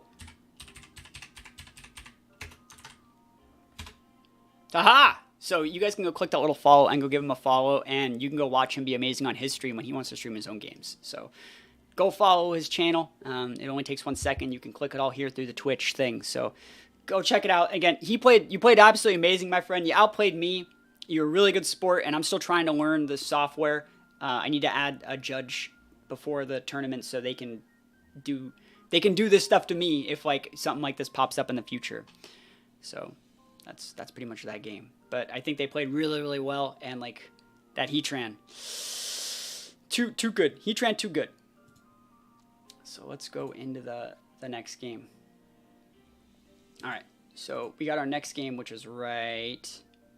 Let me pause it here. Our next game is round 4. Going up against Joker, right? And so this is another, like, I would say this is more of like a 2-2-2 comp, right? Because you have your Entity Armors, your 2, your Tornado, your 2, and your Shenpao Dragonite, your 2. So it's like not Dozo 2-2-2, but it is a 2-2-2 comp, which means like there's a bunch of little micro leads. The way I like to look at these is like they're like a red mage. Like they're okay at everything, but they're not experts at anything. And so, like, you know, the Shenpao's gonna be really good here. One thing to really note about this Shenpao is it does not have that actual, like, dark attack here. So, Gothitelle is actually amazing versus this Pokemon. You can just bring Gothitelle and be like, bro, it's Trick Room time. What are you gonna do? Ice Spinner for, like, 40% of my health? Like, that's fine, I don't care. Can't even flinch me, bro. Like, it's weak. Same thing, like, Dragonite is a really, like, one-dimensional Dragonite here. Not that that's bad. It's just that, like, my team is good against this. I have a lot of defense investment on a lot of these Mons. I have Ghost typing on some of them. We're okay there. Landorus without Scarf, Clear Amulet. So I'm like, okay, that's not wrong. It's not bad, but it's also not, like, a problem. I can just deal with Landorus whenever I feel like it. Tornadus with Covert Cloak. So they're doing this to block Fake Out, but they don't have, like, a weird defensive Terra that makes them not take damage from Flutter Mane. So, like, Flutter Mane can just pop this whenever I feel like it using Weezing. And then standard, like, Armor's Entity, I think this is very, very standard. I think when you see these entities, when these entities don't have Protect on both of your, like, Entity Armor's core, it's really easy to pick one slot to double into to guarantee trade with them. And so I feel really, really comfortable and confident going into these matchups. So we're going to go into the game here. So all this being said, I would say I have a slight advantage in this matchup. The Terra's on the opponent, the Speed Tier's on the opponent, the lack of speed control outside of Tornadus, and the lack of high base speed outside of Tornadus enabling other Mons really makes me think that, like, I can kind of just lead with things like Roaring Moon, I can lead with things like Aleki, I can lead with things like Flutter, pivot in my Weezing, use my Goth to, pin things with Fake Out, win with whatever I feel like. As long as I bring Torkoal in the back to be able to close out, and if they do get up Trick Room, I should be fine. So they're going to be going Landorus, Torn. The old school, remove Genie 2015. So in this exact lead, right, I love this lead for me, right? I was trying to catch more Shenpao Dragonite stuff. I was trying to catch Shenpao. But, like, I don't even know if I need to Terra, right? I don't even know if I need to Terra, but, like, I don't care, right? You're not Scarf Lando, so you can't just go, like, Choice Scarf, Terra Blast, Flying, one-shot my Flutter. I'm faster than you, right? So I'm just going to kill your Torn because it doesn't have Protect. Your Landorus can do whatever it wants. It feels so weird, by the way, seeing Earthquake on, like, Landorus on the open team sheet. This is my Terra here. This Landorus has, like, Earthquake, and it has Terra Blast, but it's not Choice Scarf, so I don't really care. But yeah, it's so weird seeing Earthquake on Lando nowadays. You just don't see it as often. So here we go. Big Moonblast. And Torn is just done. You may think, why didn't you go after the Landorus? Well, Landorus could have protected, and then they could have Tailwinded. Remember, they probably clicked Tailwind with this Tornadus, but there's a Weezing on the board turning off their Prankster. So this just says, no speed control. You can get all this damage you want. I don't really care, because you're also getting burned. You basically lost 2 Pokemon that turn. Now think about this. Do I need to Terrastalize my Flutter to make that work? Probably not. But I was just making sure. If I didn't kill that guy, and they got up the Tailwind and all that damage, oh, that would have been really bad. Or, like, maybe I didn't kill it, and they didn't even Tailwind, they just taunted my Weezing. Big bad. Still wouldn't want to see that. So they're going to come with Shenpao with here. This is a Sash Shenpao. It has Ice Spinner, Sucker Punch, Sacred Sword, Protect. And so I'm sitting here and I'm like, okay, so the fact that you show Shenpao here, that means the last month's Dragonite. It's not the Armor aspect of the 2-2-2. That's one of the weaknesses of the 2-2-2. Once you lose a Mon, you kind of have to show the rest of your core, right? So, it's not going to, it has to be Dragonite. So we can kind of lean into that with, like, the rest of these picks, preserve the right stuff that would be better off dealing with Dragonite. So in this situation, Fluttermane's already Terastalized. It's shit versus Dragonite because you can E-speed it. So, like, you just want to throw the Fluttermane in the garbage and try your best to preserve this Weezing, right? Throw your Fluttermane in the garbage. Who needs that terrible bad Pokemon? And they go for the Ice Spinner. I'm like, bro, you should have just hit the Fluttermane. I was throwing it in the garbage. I was taking it. I was depositing it into the waste bin. And now I just get your Lando, right? So, and again, we know that, like, I would have been completely fine if they just hit that slot. It would have been absolutely easy peasy lemon squeezy. We take those for free, but we were able to make that play because we know the last month's Dragonite, right? And we don't want Flutter. We wanted a free swap into something else. So Dragonite comes out here. And again, you can E-Speed, you can Sucker Punch, you can Ice Spinner, but if you double into the Weezing and ignore that Flutter, I'm gonna delete something. And if you respect the Flutter with 1, you can't double into Weezing correctly, which means I'm gonna get to burn something. So like we take those as well. So here's as long as I hit this Wisp, we're probably good. This is a hard Wisp turn, and I decided to Wisp the Dragonite, and the reason why I decided to Wisp the Dragonite is because Shenpao could protect, and I didn't want to get like protect baited at all. Like if I Wisp the Shenpao and they wouldn't protect Shenpao E-Speed by Flutter, which is what I would have done here in this situation, that would have been an L. That would have been an L for me. So I was going to guarantee get something out of this turn. They go Normal Terra. They go for the big Extreme Speed. They go for the big no KO because our Weezing is literally built different. Sure, turn off that Sword of Ruin, easy peasy. Their Shenpao does outspeed my Flutter. They didn't even have to go for a Sucker Punch. I'm actually happy that they didn't because now we can just kind of know who's faster or slower. Obviously, Shenpaos are like always going to be faster, but that's just how that goes. And then the Willow hits. And this is an Inner Focus Dragonite, not multi-scale. Not that it even matters because we have Neutralizing Gas, but it's pretty good for us. So Dragonite is going to get that big Burnerino. And yeah, I think we're in a pretty good spot. So coming out here, I think we have like, yeah, we have Roaring Moon and Torkoal. And it's really important to send out the Roaring Moon here first, because if we would have sent out Torkoal, it wouldn't have activated the Sun. And like, let's say Weezing gets KO'd, and then I have to send out my Roaring Moon, the Sun would be active and Roaring Moon wouldn't be able to activate its booster, which means it would do less damage with Acrobatics, which is not what we want. So we have to send out Roaring Moon first. Also, like, Roaring Moon is really, really good at like protect baiting things. If I wanted to protect bait to like get a free swap into my Torkoal, that's also a really, really solid play. So just thinking about how that works, I think I do go with that play. I think I go with the double protect here. The reason we go with the double protect is because we're trying to elongate the damage on the Dragonite with the Wisp, and we're trying to fish for this Shenpao to go for a protect bait. Like if they want to go protect Shenpao this turn and then E-Speed the Weezing, cool. We'll let you waste your protect, do a little more damage to the Dragonite. Next turn you have to do that exact same thing, and we're going to get ourselves into a situation where even if we lose both our Pokemon next turn somehow, your Shenpao Sash will be broken, your Dragonite will be burned or weakened enough, and we'll be in a situation where we can just come out with Torkoal, click Heat Wave, and win the game. Because remember, they don't have Icicle Crash in the Shenpao. So, we're just playing it super chill. Super, super chill. There's the E-Speed. E-Speed into the Weezing, not getting the KO because we're built different. And Ice Spinner into the Rolling Moon, which, again, we don't really have to care about. Now, I could also swap out Roaring Moon for Torkoal if I felt like it, and then, like, fodder the Weezing, activate the Drought, reset out my Roaring Moon, and still use my Booster Energy effect. Not Booster Energy, but the Photosynthesis effect, if I want it. Just throwing that out there. That's something that I do like doing in the late games sometimes, but I don't think that I need to. The only thing I really need to do here is break the Shenpao Sash. If I can break the Shenpao Sash, I'm good to go. So we're just going to click Acrobatics into that guy, and we're going to actually, I think, Acid Spray into the Shenpao as well.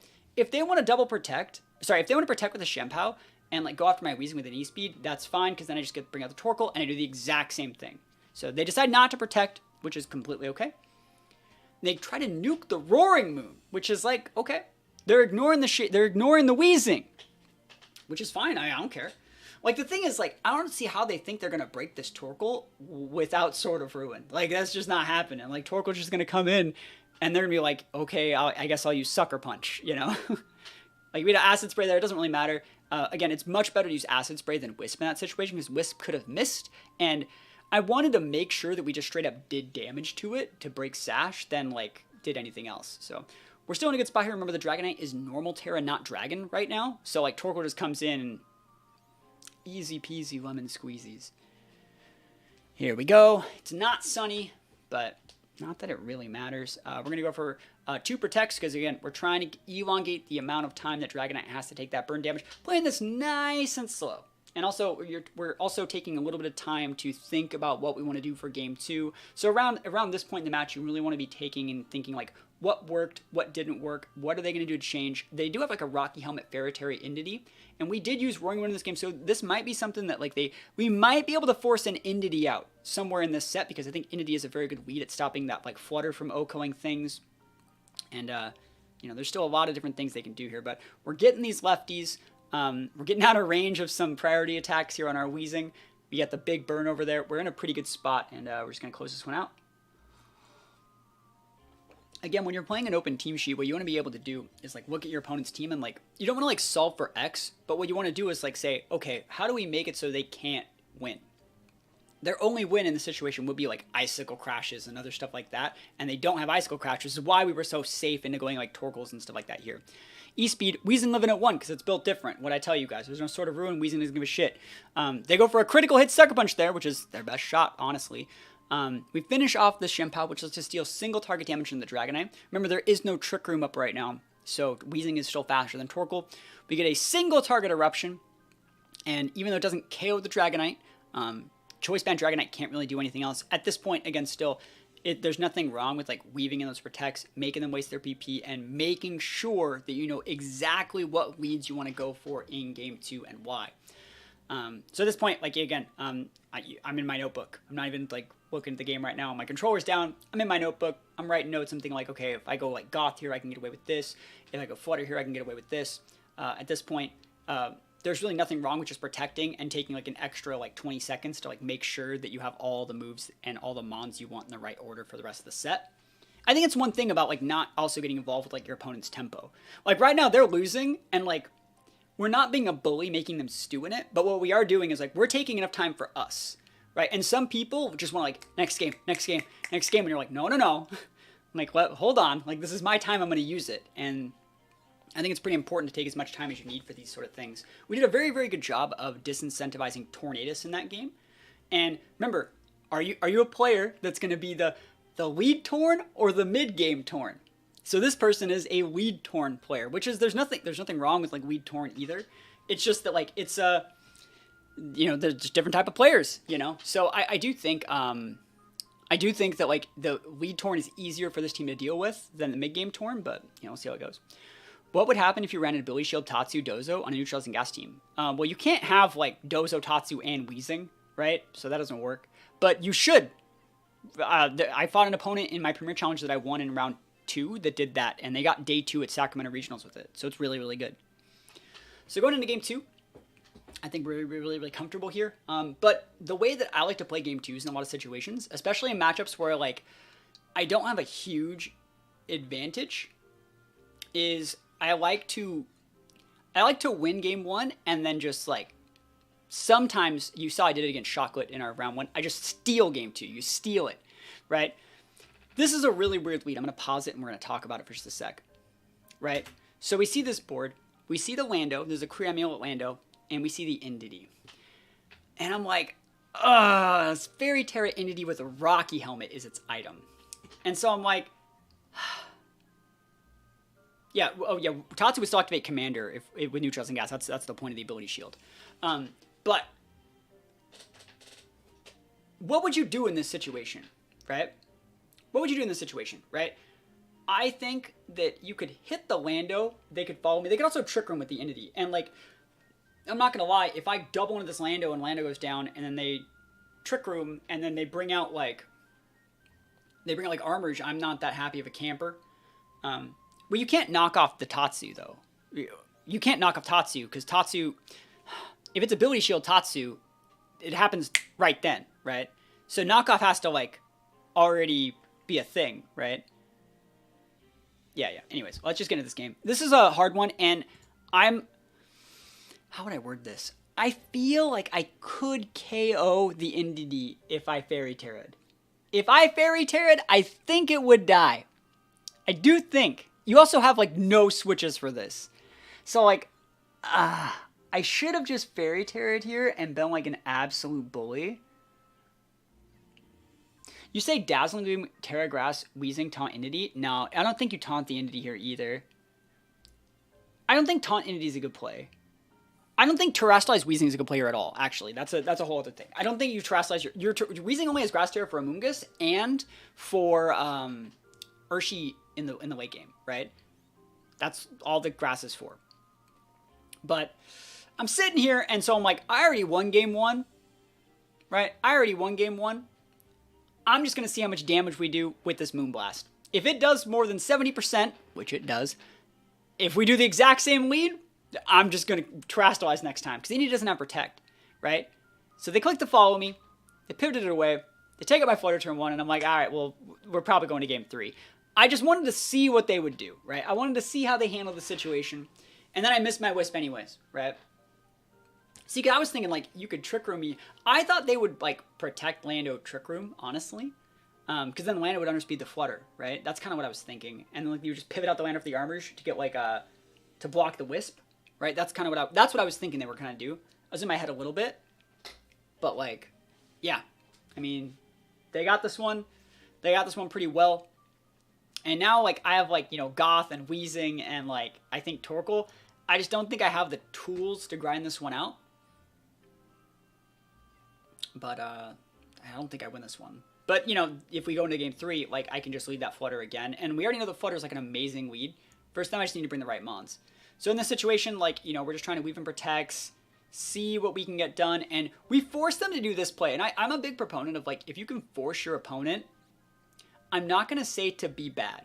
But if you can force your opponent to, like, make savage reads just to, like, play the game standard with you, you're doing something right. So in this situation, they Trick Room knowing that I'm Trick Rooming their Trick Room. If I just, like, protected my Goth and, like, burned their Lando, we'd have been fine. If I would have not Trick Roomed and they Trick Roomed for us, we would have been great. Like, what you should do in that situation if you're the opponent, you can do whatever you want with your Lando, right?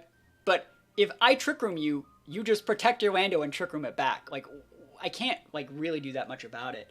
I'd have to double on your Entity. If I'm attacking your Entity, you can just still hit my Goth. It doesn't matter if Trick Room's up then, right? So I think, like, what I'm trying to do at this point in the game, I'm like, okay, well, they're having to go for reads just to still play me in a game that they've already won. They're showing that they...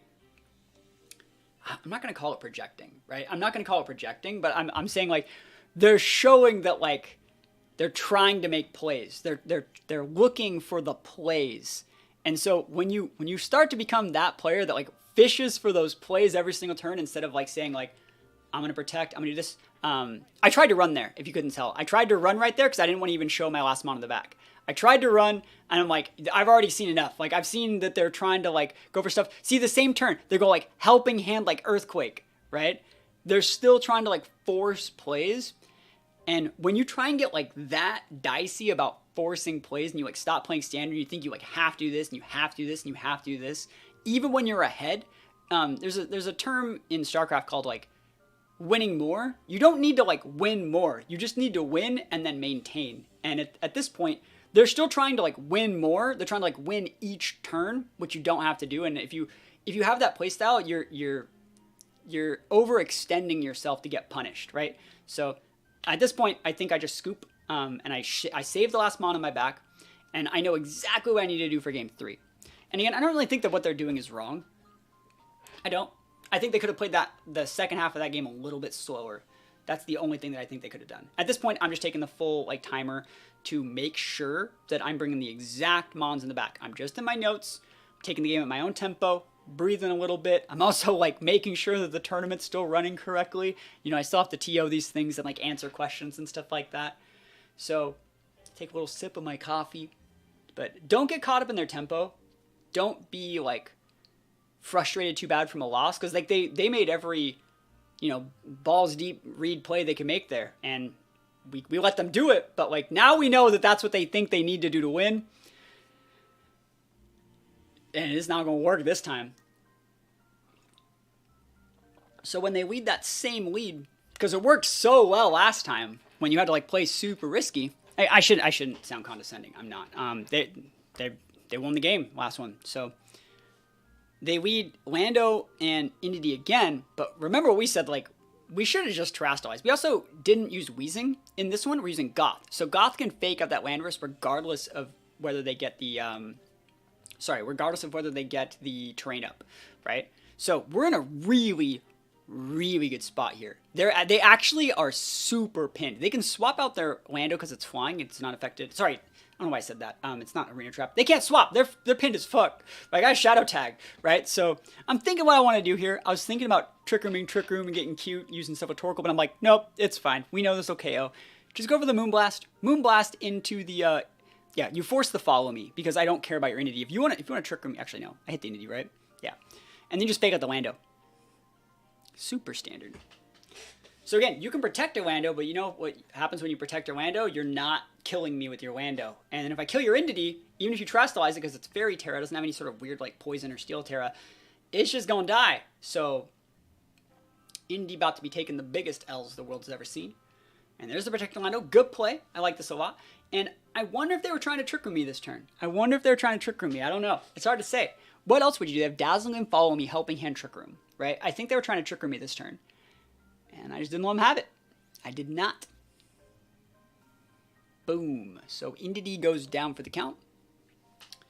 Indy goes down for the count. And remember, they could send out Armarouge, Tornadus, Shempow, or Dragonite here. If they send out Dragonite, Dragonite can't E-Speed the Flutter because there's a Train on the board. They can send out Shempow, which is a good play here. It's good against the Goth. It's pretty good against the Flutter. I'm really thinking about swapping here, the Flutter. I'm really thinking about swapping it. I'm like, I could swap here, but I'm also thinking, if you over-respect my Flutter, if you double into my Flutter, if you want to Ice Spin my Flutter, if you even can KO, I eat up Trick Room. You can't stop it, right? So we're sitting here, and I'm like, this is it, boys. They go for the double protect Lando. Anytime you know you got your opponent double protecting on the second turn of the game, you know you're doing something right.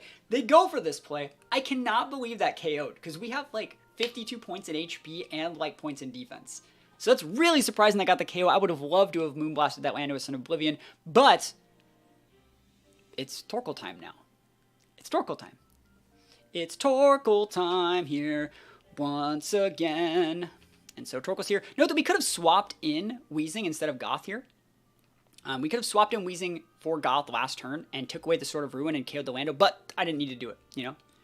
So we come out with Torkoal here, and I think Torkoal's really, really good. There's a couple things that need to get done here. I'm going to go for the... I can't hit the Shempow right now, right? I cannot hit it.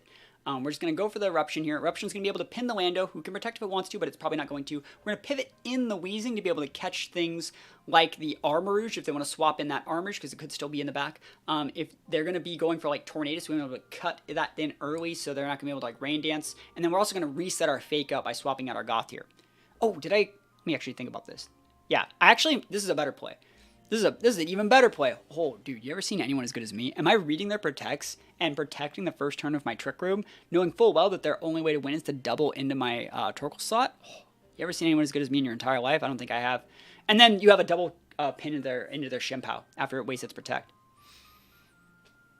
Sucker Punch. It didn't waste its protect, but they didn't get anything out of it either. Cool. This works for me. Hey, you know what? It takes next level players to play like patiently in that situation. And like this was a much better play than just clicking the Eruption button, because I wanted to always be able to double up into the Shempow to get that KO. So I really, really like this play. I'm also now threatening a Wisp. Yes, they can swap here, but there's no Mons that want to swap in on an Eruption plus either a Wisp and or an Acid Spray. I think it's such a good play here. Yep. So there's the protect from the Shempow. And this Landorus could also protect, but you can see it's not clicking the protect this first turn. They're trying to weave in those damaging... They're actually going for the Protect Rock Slide. Sorry, the Protect Earthquake here, obviously. And we go for the Eruption, and we get that Life Orb. You see we get the crit here? I don't think we needed it. Sun boosted. Note, the way that I sent these guys out, too, I let Torkoal still activate its Sun instead of, like, Weezing turning it off. So, and then that Will-O-Wisp will get redirecting the Shempow. Absolutely fine. And so now the Shempow is going to have its Protect on cooldown. And what's the last Mon in the back? It's Dragonite. It has to be Dragonite, kind of based off, like, how this board state's going. But even if it was Armarouge, like, we do a lot of damage. Flash Fire is turned off right now. So there's the Dragonite, absolutely fine. Looking at this board state, we still have the, Gothitelle. And so I'm really thinking, I'm like, do I Wisp here? Do I Wisp this Dragonite? Are they going for the double protect Shempow? Like, what is the play here? Do I want to lose to a double protect? Do I want to lose the game to a double protect? Because there's only a couple more turns left on this. And you know what I do? I think I just go like Eruption plus Acid Spray into the Shempow and punish it. I think that's the play that I do. But let's see. Because then I can just Wisp that Dragonite whenever I feel like it. I think the right play for them here is the double protect the Shempow, by the way. And it looks like they aren't... I don't remember if they're doing it. But I think that would have been the right play for them. Don't you guys think?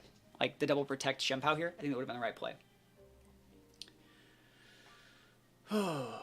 All right. Bam.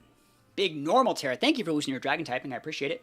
You can go for this extreme speed. It's absolutely yours. Oh, they're going after Weezing. Yeah, I remember this. They try to like go after Weezing, bro.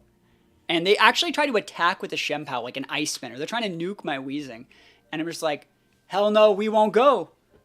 Weezing don't care though. And at this point, Shempow's going to go down to the Acid Spray. We didn't even need to miss a Wisp. I think they were hoping we missed Wisp. And then from there, Dragonite can't break the Torkoal plus Weezing plus Gothitelle. And we're going to be taking those wins.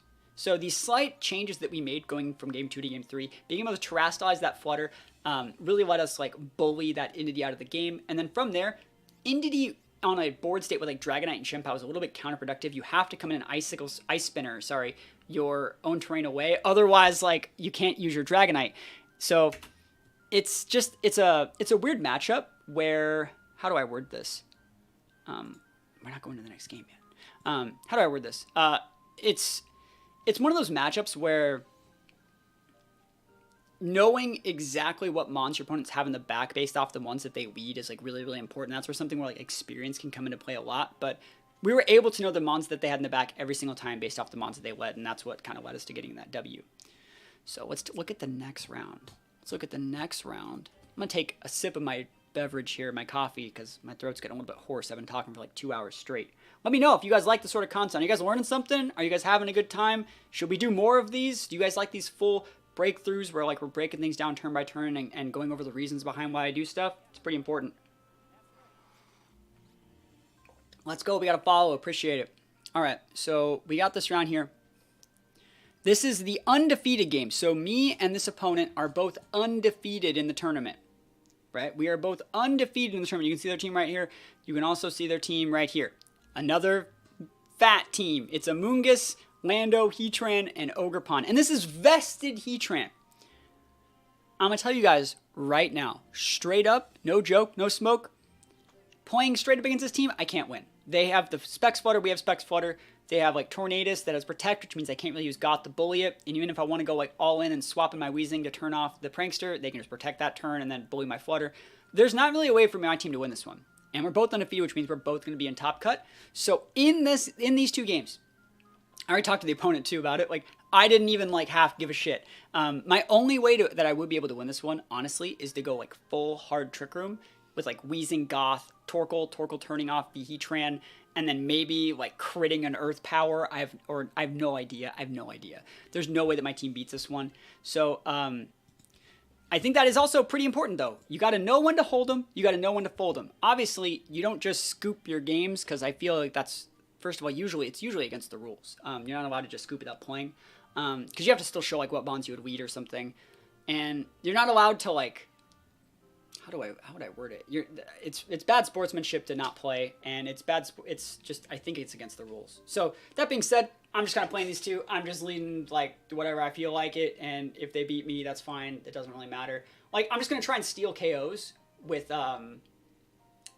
Lecky on Lando. That's kind of like what I'm going for. I'm trying to push a narrative, because like I'm gonna play them in top, right? I will, if I'm doing well, we're both gonna be in top. I want to actually save the real way to win, and so I'm gonna try and condition them into over-respecting other stuff. I think if you have a very in-depth explanation video on how to lead X and X against opponents' Y and Z leads, that would be an educational watch. I tend to play very conservative, and I feel that sometimes my playstyle is hindered because I'm still working out how to lose a mon for better board states. I do a lot of that flowcharting on Patreon right now, actually. Like, a lot of it is on Patreon. I've been writing up articles. This team that we're doing right now has flowcharts on Patreon that talk about the importance of different leads and what they can do to condition your opponents in games 1, 2, and 3, and how, like, this lead can go into this. Like, this team right here, for example, one of the things that we do a lot, like, I didn't have to do it in this tournament, but, like, I could just lead, like, Roaring Moon and, like, Alecki and click, like, Electro Web, Tailwind, lose them on, bring out the Flutter, and just go. If they don't have, like, a Heatran, they just lose the game, right? This guy has Heatran, I can't do that. But against, like, other hyper-aggressive teams, I can just do that a lot of the time. And, yeah, I feel like that's something you got to get with, like, experience, and I feel it's really, really specific to every single team that you play. But in terms of flowcharting, like, I would say that the most recent article I have on Patreon goes over it very well.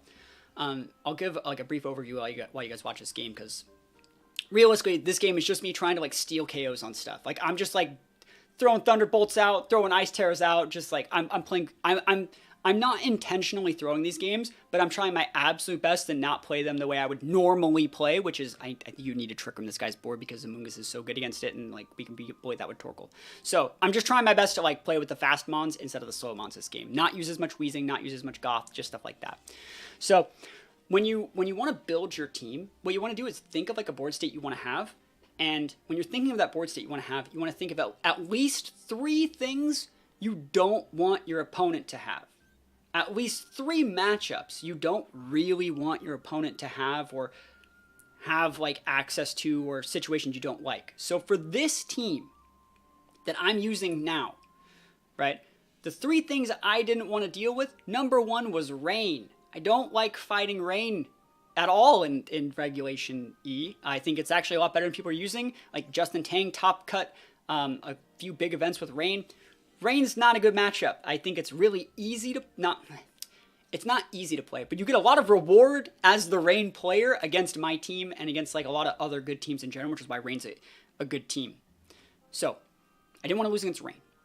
I also didn't want to lose against hyper aggressive like Tornadus teams and or bundle leads. So that's one of the reasons why I have the Lucky with the Covert Cloak, right? So that makes it so when you Icy Wind me, you don't get to drop my speed, which means we trade speed control, which means my other mons are still fast, like my Flutter, my Roaring Wind still outspeed your mons. So that's another thing. I wanted to automatically make it so I didn't just lose the game to people that want to go Herp Derp Icy Wind. Didn't want to deal with that.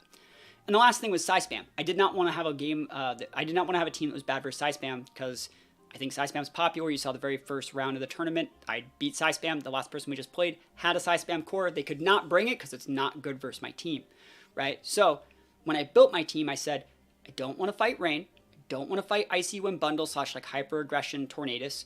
I don't want to fight Psy Spam. I'll fight all the other things, but I picked those things and built my flowcharts around not losing to those things first.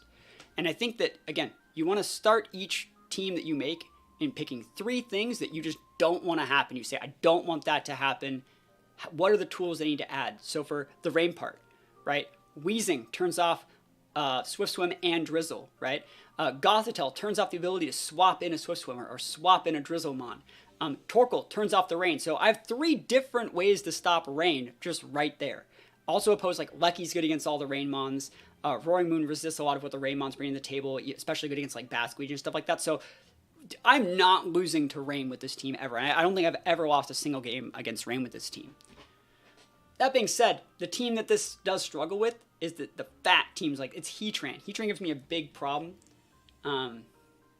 It's mostly Heatran. So in this game, we're just kind of going through the motions here. We're both going to be in top. We're both the only undefeateds left in the tournament. So we're probably going to, well, we do take this L. We take the fat L, and there's nothing we can really do about it. At this point, we're just trying to, like, fish for a little bit more info on, like, speed tiers, see how bulky some things are, force our opponent to, like, play correctly. We're kind of trying to see, like, if they're the type of people that want to make some reads or some sick plays, but there's not really that much they can do in this situation, I think. Other than just win. That's what I mean. Like, there's not that much else they have to deviate from. They've already kind of just won the game. So, hopefully that answers the questions on flowcharting. Flowcharts are something that I feel everyone has to learn for themselves. And even if you learn other players' flowcharts, right? Even if you learn how to use like a team that like Joe UX9 made or Wolf Glick made, at the end of the day, like, it's not that being a budget Joe UX9 or Wolf Glick is bad, because like learning from other good players is how you get better. But like when you're copying those other players, you're a dated version of those players, right? So that's like, you know, I guess the best way to explain that, thank you for the follow, is like if you're trying your best to like catch up to like a PlayStation 1 and everyone else is running on like a PlayStation 2 or a PlayStation 3, you're already behind the times, like catching up and winning flowcharts for a team that gets like really dated because our formats go by so fast, right? So that's the problem with like if you're learning how to use a team that like Wolf makes a video for, he makes a video like 2 months after he won the tournament with that team, right? It's not any amount of analysis you're going to get off learning that is going to be well behind the times. You may be able to absorb some of those things to learn, and you want to absorb them and learn from them, but you don't want to like copy them because they're just outdated in the meta at that point. And that's my opinion. Same thing goes for like all my teams. Thank you for being the perfect stream for my slumber. Yo, I'm trying my absolute best. Get some rest. And yeah, we are going to lose this one. Don't even kill the Flutter with the Acid Spray, never lucky. But yeah, I do think that you want to try your best to like figure flowcharts out from yourself. When I write flowcharts, I like to write, I'll take every single lead option and write them down. So when you see, like, when you're looking at the teams, there are 15 possible lead combinations. So it's Tornadus Heatran, Tornadus Flutter, Tornadus Lando, Tornadus Amoonguss, Tornadus Ogerpon.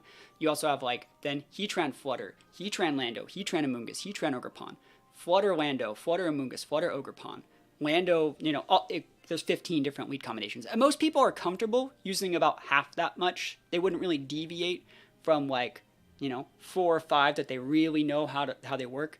But the good players really understand how to get that maximum value from those ones that you never see ever. And it's those that let them like steal a game too. Or it's those that let them have the perfect flowcharts made for a sudden death game or something like that.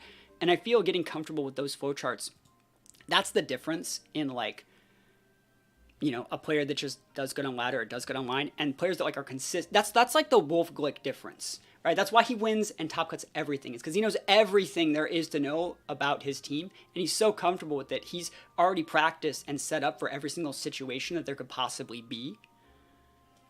And I like to think that I do a really good job about that as well. I very rarely get caught off guard. It's just that like my team comps aren't as good as his are. He's a lot better at like calcing. He's a lot better at like analyzing board states than I am, and so like, I would say that it comes a lot down to like experience, plus like how comfortable you are, how well you actually deal with like the stress of playing in tournaments. Tournaments do stress me out a lot when I play in them live. So that's another reason why like I didn't stream these games. I recorded them because like I could sit in my chair, listen to music, and just generally play like super chill stuff. Again, I'm telling you right now with these games, for round 5 right here, I'm not even like half paying attention to these just because I don't want to show that I need. The only way that I win this matchup is like Trick Room plus Torkoal, like Goth in like the back. And so me and this guy are both going to be in top. There's no reason for me to try in these games. I just need to use all the fast mons to get them to like try and respect the fast mons. So they'll bring their fast mons to, I want them to like be bringing their Ogerpon, be bringing their Lando, be bringing their Flutter. So when I finally do go Torkoal, I just go, and that's my best shot. Pure is highly stressful. San Antonio is going to be just as bad. I feel like you gotta just like, how do I even word this? Tournament stress sucks. You know, it sucks. One thing I've really found is playing with a hood, playing with over-ear headphones, using a hat or a beanie. I actually still like to wear a mask when I play because it helps me actually regulate my temperature. I actually play with 2 shirts on. I play with like a t-shirt under, a long sleeve like thermal, and a jacket because I get really cold. I get the shakes when I play when there's like stuff on the line. And so playing like actually really hot does help me because I'm someone who's naturally really cold. And so these are things that I've figured that work for me. So like I turn my game audio all the way up. I drown out all the noise. And I feel like every single person just has to play and find out what works for them. I would say when you're practicing for your online, when you're practicing online to play like at a LAN, you should be practicing listening to the same in-game audio. You should be practicing listening to all this stuff, taking the same amount of notes. And yeah, I don't know. It's hard to explain exactly what you need to do, but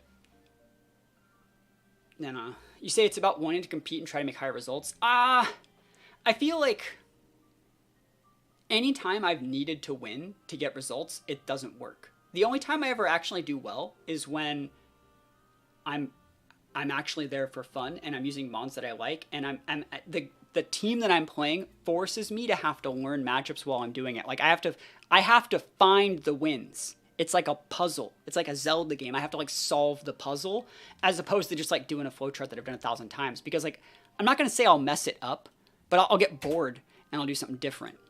So we are gonna be going on to the top cut now. So that was the last round of Swiss. Again, I just got bodied. I wanted to force them to overspec to Lucky in case we fought in top cut, which we aren't gonna fight in top cut, but that's how it works. You say just be less stressed. I mean, it doesn't work like that. And I know you're just kidding though. Anyways, let's go top cut. So you can see top cut is going to be right here. So standard VR is one of my buddies, Corey. He is using a team that me and Joe UX9 worked on him with that he used at Sacramento and barely bubbled. Corey plays so well. I really like his team a lot, and I think he's an amazing player, and I really like his team. Joker we fought in one of our earlier rounds. Yeah, and I fight this guy in the first round. So let's go to his team here. So you can see his team is Galar, Moltres, Sinistchock, Grim, Iron Hands, Flutter, Hisuian Arcanine. I'm not going to lie. This takes absolutely nothing away from our opponent. I feel like I should have won this game. I lose, by the way. I lose. But I feel like I should have won this set. I think my team has a good matchup here. So that means that they had to drastically outplay me to win. Because, like, if you take a look at all their Terras lose to, like, Torkoal pretty bad.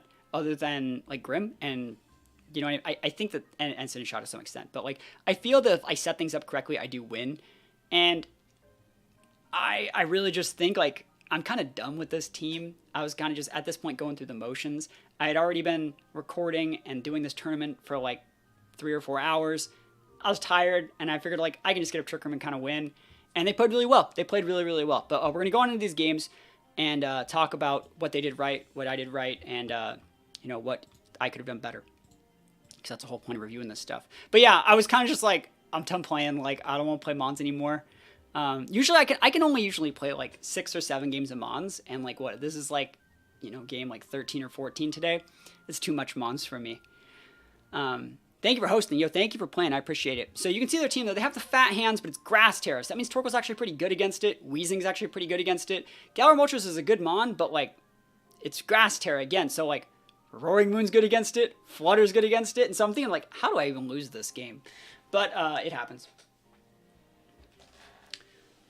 So here we are. And again, this is not to take away anything from our opponent. I think our opponents played the set very, very well.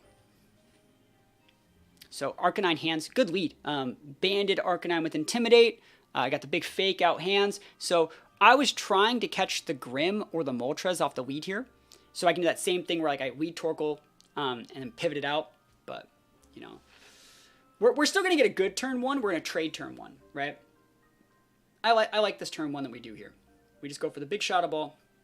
This is a Fairy Tale Arcanine. I'm looking at this and I'm thinking to myself, if I can just nuke this Arcanine, I do win. Because Arcanine's the only thing stopping me from Trick Rooming. So, like, the idea is Shadow Ball Arcanine, get Heavy Slammed by the hands. If they want to fake out my Torkoal, then they're not Heavy Slamming, which is fine. So we KO their Arcanine right there. They KO my Flutter. They eat the Eruption. I bring out Goth. I go Protect, TR. I win the game, right? Doesn't that sound like... I mean, can you not see me just going through the motions? You're like, oh yeah, just trade. It's fine. It's not even like a bad trade. This is a good trade for me, like, right? This is a good trade. So it's like, I'm trying to think like what else I could do differently in these situations, and, you know what I mean? It's just one of those. It's just one of those games. No, see, like, I really think that like it's in game 1. You can take those plays in game 1. Like right now in this game 1, I'm forcing my opponent to meet me to level. I'm playing it really autopilot, playing it pretty standard. And if, like, they want to have, like, I feel like this Arcanine doesn't have, like, that much investment. That level of investment. I also think it was a roll. It's like, you can't get any stronger than that. But anyways, you see in this situation here, I think we're okay. I think I go for the fake out Eruption here, which is actually really cool instead of the Trick Room. The reason why I like Goth on this team in this exact situation over something like an Entity, over something like Crest, is because I have Fake Out.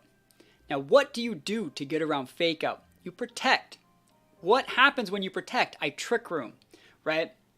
So that's why I like Goth. I just feel like, you know, not everyone plays around it the same way. Because I was hoping that they were going to be like, yo, I need to stop Trick Room. And I thought they were going to click Fiery Wrath. And then they didn't, and I'm like, uh-oh, that's not good. And also, like, I'm looking at this board state here, and I'm thinking, like, fuck. Like, I don't want to kill this hands. I don't want to kill this hands. Because if I kill this hands, and they bring out Flutter, I lose. And so I'm like, oh no. Like, not getting, like, I should have went for the fake out. I should have just went for the Trick Room. I should have 1000% went Protect, Torkoal, Trick Room, because they couldn't even double into the Flutter. Their only outplay in that situation would have been Flinch with the Moltres. So I should have just went Trick Room because, like, I would have lost hard to a Flutter if, like, things went badly. And we don't know what their last mon is in the back. We don't actually know. We know it's not going to be Grim, but it could definitely be Flutter. So that was again, I'm just not playing very well in this game. I'm playing a little bit too on autopilot. And it's one of those things, like, this is something I need to deal with. Like, my goal with this tournament was to get top cut, and then, like, I kind of just ran out of steam, you know? But you can see what happens here. They go over the Fiery Wrath. Get our Citrus Berry active. Again, we should have just done this last turn. Yep. And there's the Wild Charge. Oof. Critical hit Wild Charge. Literally never lucky out here. And then they're going to get the Feint. And there's a Trick Room, but, like, we could have had that up last turn. You know what I mean? Could have had that up last turn with, like, a healthier Goth. That would have been able to punish the Moltres a little bit easier. Because now when they sent out... Now it's Sinistcha, which is still just as bad because that's Dragon Terra. Like, yeah, you can see the situation's, like, still really bad because my last Mon is Weezing. Right? And I shouldn't have brought Weezing to this matchup. There's nothing really worth turning off. I brought Weezing to check hands and just didn't ever use the damn Weezing versus hands. Like, I'm just not playing that good in this one. Hey, yo, I appreciate the sub. I appreciate the sub. I'm not trying to make excuses. I'm getting outplayed here, but, like, looking back and watching these replays, like, I'm definitely letting it happen. So I thank you for the sub. Hopefully you're having a great time. Hopefully you enjoyed, you know, this little highlight. Weezing sometimes does nothing. It definitely does. They go for the Protect. Like, what am I supposed to do here? They have the Dragon Terra on the Sinistcha. We go for the Heat Wave, which, like, is the best play because we're not at full. And, yeah, I mean, I think I even double into the Sinistcha here. But there's not that much we can really do here. So, like, I should have actually just, like, played that better, I think. But, you know, what do you do? What do you do? They trickle me back and I lose. And then going into game 2, I was really thinking about what I need to do for game 2. But at the same time, I'm like, ugh, this is weird, you know? I like their team a lot. I think they have a good team also as well. Like, I kind of just... I didn't give it enough respect. That's a good way to put it. I didn't give this team enough respect. Would Earth Power have done more damage to the Sinistcha there? Probably. Like I said, I think maybe it had something to do with, like, you know, the round before that. I deliberately played on autopilot, and I don't think I, like, broke myself out of that. This is a problem I'm finding myself doing in tournaments when I have to play, like, too much Mons. So I went to that MSS doubleheader, and that's, like, 2, 5, and 6 round tournaments over the course of, like, 2 days. That's way too much Mons for me. Like, I just don't play that much Mons anymore. So, like, I can be on for about 3 or 4 rounds, and then, like, after that, I'm like, it's just those, it is really stressful for me to play, and so if I don't get, like, a break and I just have to go into it and stuff like that, I end up, like, losing that edge that you have to make reads at some point in most games. Otherwise, you're just rolling people, and that usually stops working around round 3 or 4. So it's like, you know, it's hard to explain. I don't even know how to really explain it, but, like, I just got to work on playing more games like this, because, like, there's a lot of best of 3s. So in this situation, again, they got the Arcanine right there. It's right there. We can see it. Yeah. But, like, what are we going to do here? We can fake out. We can... Well, watch what I do here. I think this is a good play. I actually really like... I'm actually happy with this, with how this lead turned out. But you'll see what happens in the rest of the game. In this situation, we're going to be forcing our Grimmsnarl opponent to Terrastallize or die. Oh, yeah, I remember what happened in this game. Okay. This has never happened to me before, but it will never happen to me again. This is a weird board state. So, I should have won this game. We'll pause it and stuff like that and see it in just a sec. So this Grimmsnarl set is Spirit Break, Light Screen, Reflect, Torment, Fire Terra. So they're going to go Fire Terra to not die. And remember that Arcanine's banded, so we don't have to care. So we're forcing our opponent to Terra, and we can go, like, Shadow Ball into that. Yes, they get the Light Screen, and then next turn I swap in Weezing. When next turn they would want to go Torment into me, and if I swap in the Weezing, they can't Torment as Prankster. So I'm going to be able to double tap this Arcanine, right, even through the Light Screen. So that's great, right? Right? So, like, all I do here is swap in Weezing, turn off the Prankster, KO the Arcanine, and then you have 3 Mons, I have 4, with a brand new Weezing able to burn all of your other Mons. That's awesome. That's a win. We're going to be able to win this, right? Because you can't tear away your Moltres anymore. We just have to swap out our Flutter, bring it back in, and we pin your Moltres, win the game. Does Torment make you struggle? It does. So you see, it goes exactly like I said, and they do click the Torment, right? Torment says you can't use the same move twice in a row. So watch this. They go for the Torment. Now, all we got to do is throw a Will-O-Wisp into the partner, swap out our Flutter, re-bring it back in, and just Moonblast away, right? Because they're going to bring up Moltres or something like that, right?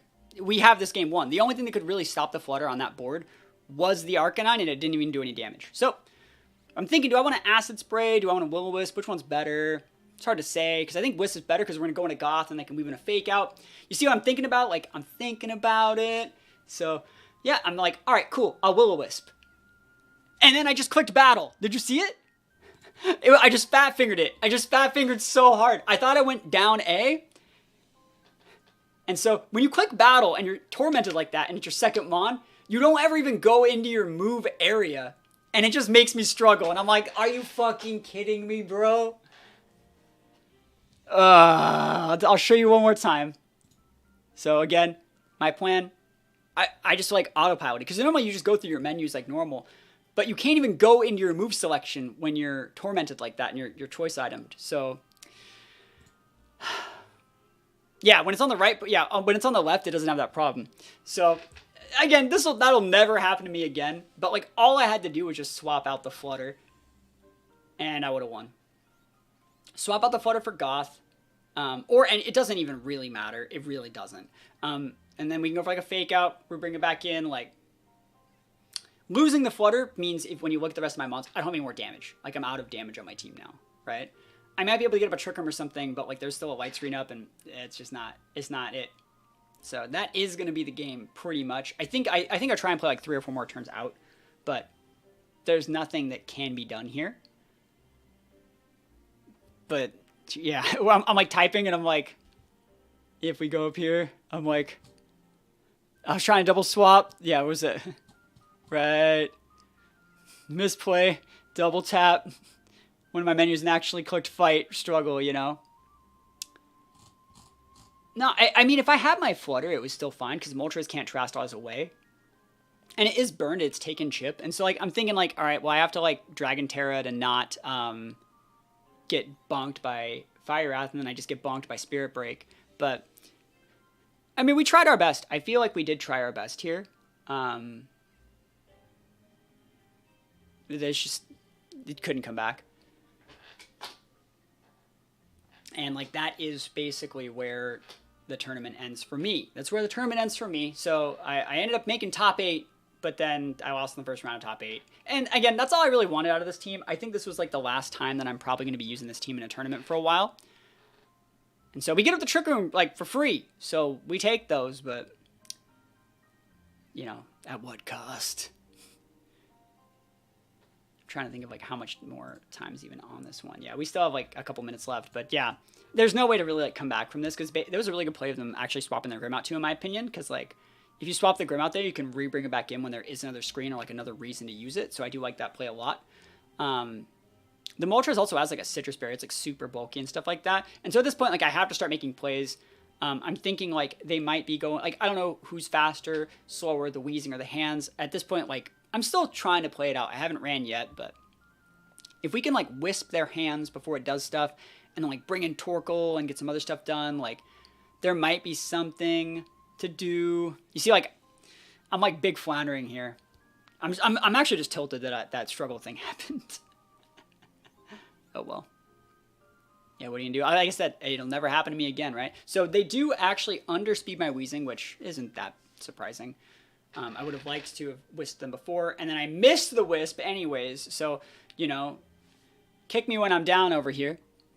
Psychic. Should have just Acid Sprayed, you know? Fire Wrath, big damage here. And then I get crit, so I miss my wisp, and then I get crit, so it's like, holy moly, when it rains and pours, right?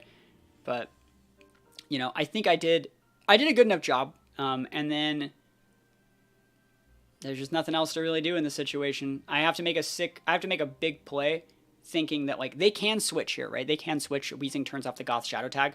So I'm like, maybe they'll swap back in the Grim to block the Wisp, and I can weave my Torkoal in for free. And they're just like, nope, dude, you're washed. You're wasted. I'm just going to double into your Mons. And I'm like, well, that's just game, you know? So I tried to make a read thinking they would swap, and didn't work. Yep. See, they just like nuked that slot, bro. They're just like, nope. Nope. No person. And that's just game. But that being said, I had a good tournament. I think this is, like I said, the last time I'm probably going to run this team for a while. And this was a lot more work than I thought. Running the tournament, setting up the tournament, recording all the games, editing the footage into a video that you guys can watch right here. There's a lot of work. So if you guys like this sort of content, you feel like you learned something, think about letting me know. Think about letting me know if you want to see something like this. More of something like this. I'll probably be uploading this to YouTube. And, yeah. Been following on YouTube for over a year. First time catching you live, always a good time. Well, thank you so much for finally taking the trek over to Twitch. This is where I basically just call it right here. So, yep, I just clicked the run, and then we done. So that was it. That was the full tournament. We can actually take a look at the standings and stuff like that. So the top 8 ended up with Corey getting second. Cell VGC ended up winning. They're using a really, really cool Dozo team. So they're using a really, really cool Dozo team with like screens and Glamora. Really, really cool stuff. I like their team a lot. So deserving win from them. They beat some good players.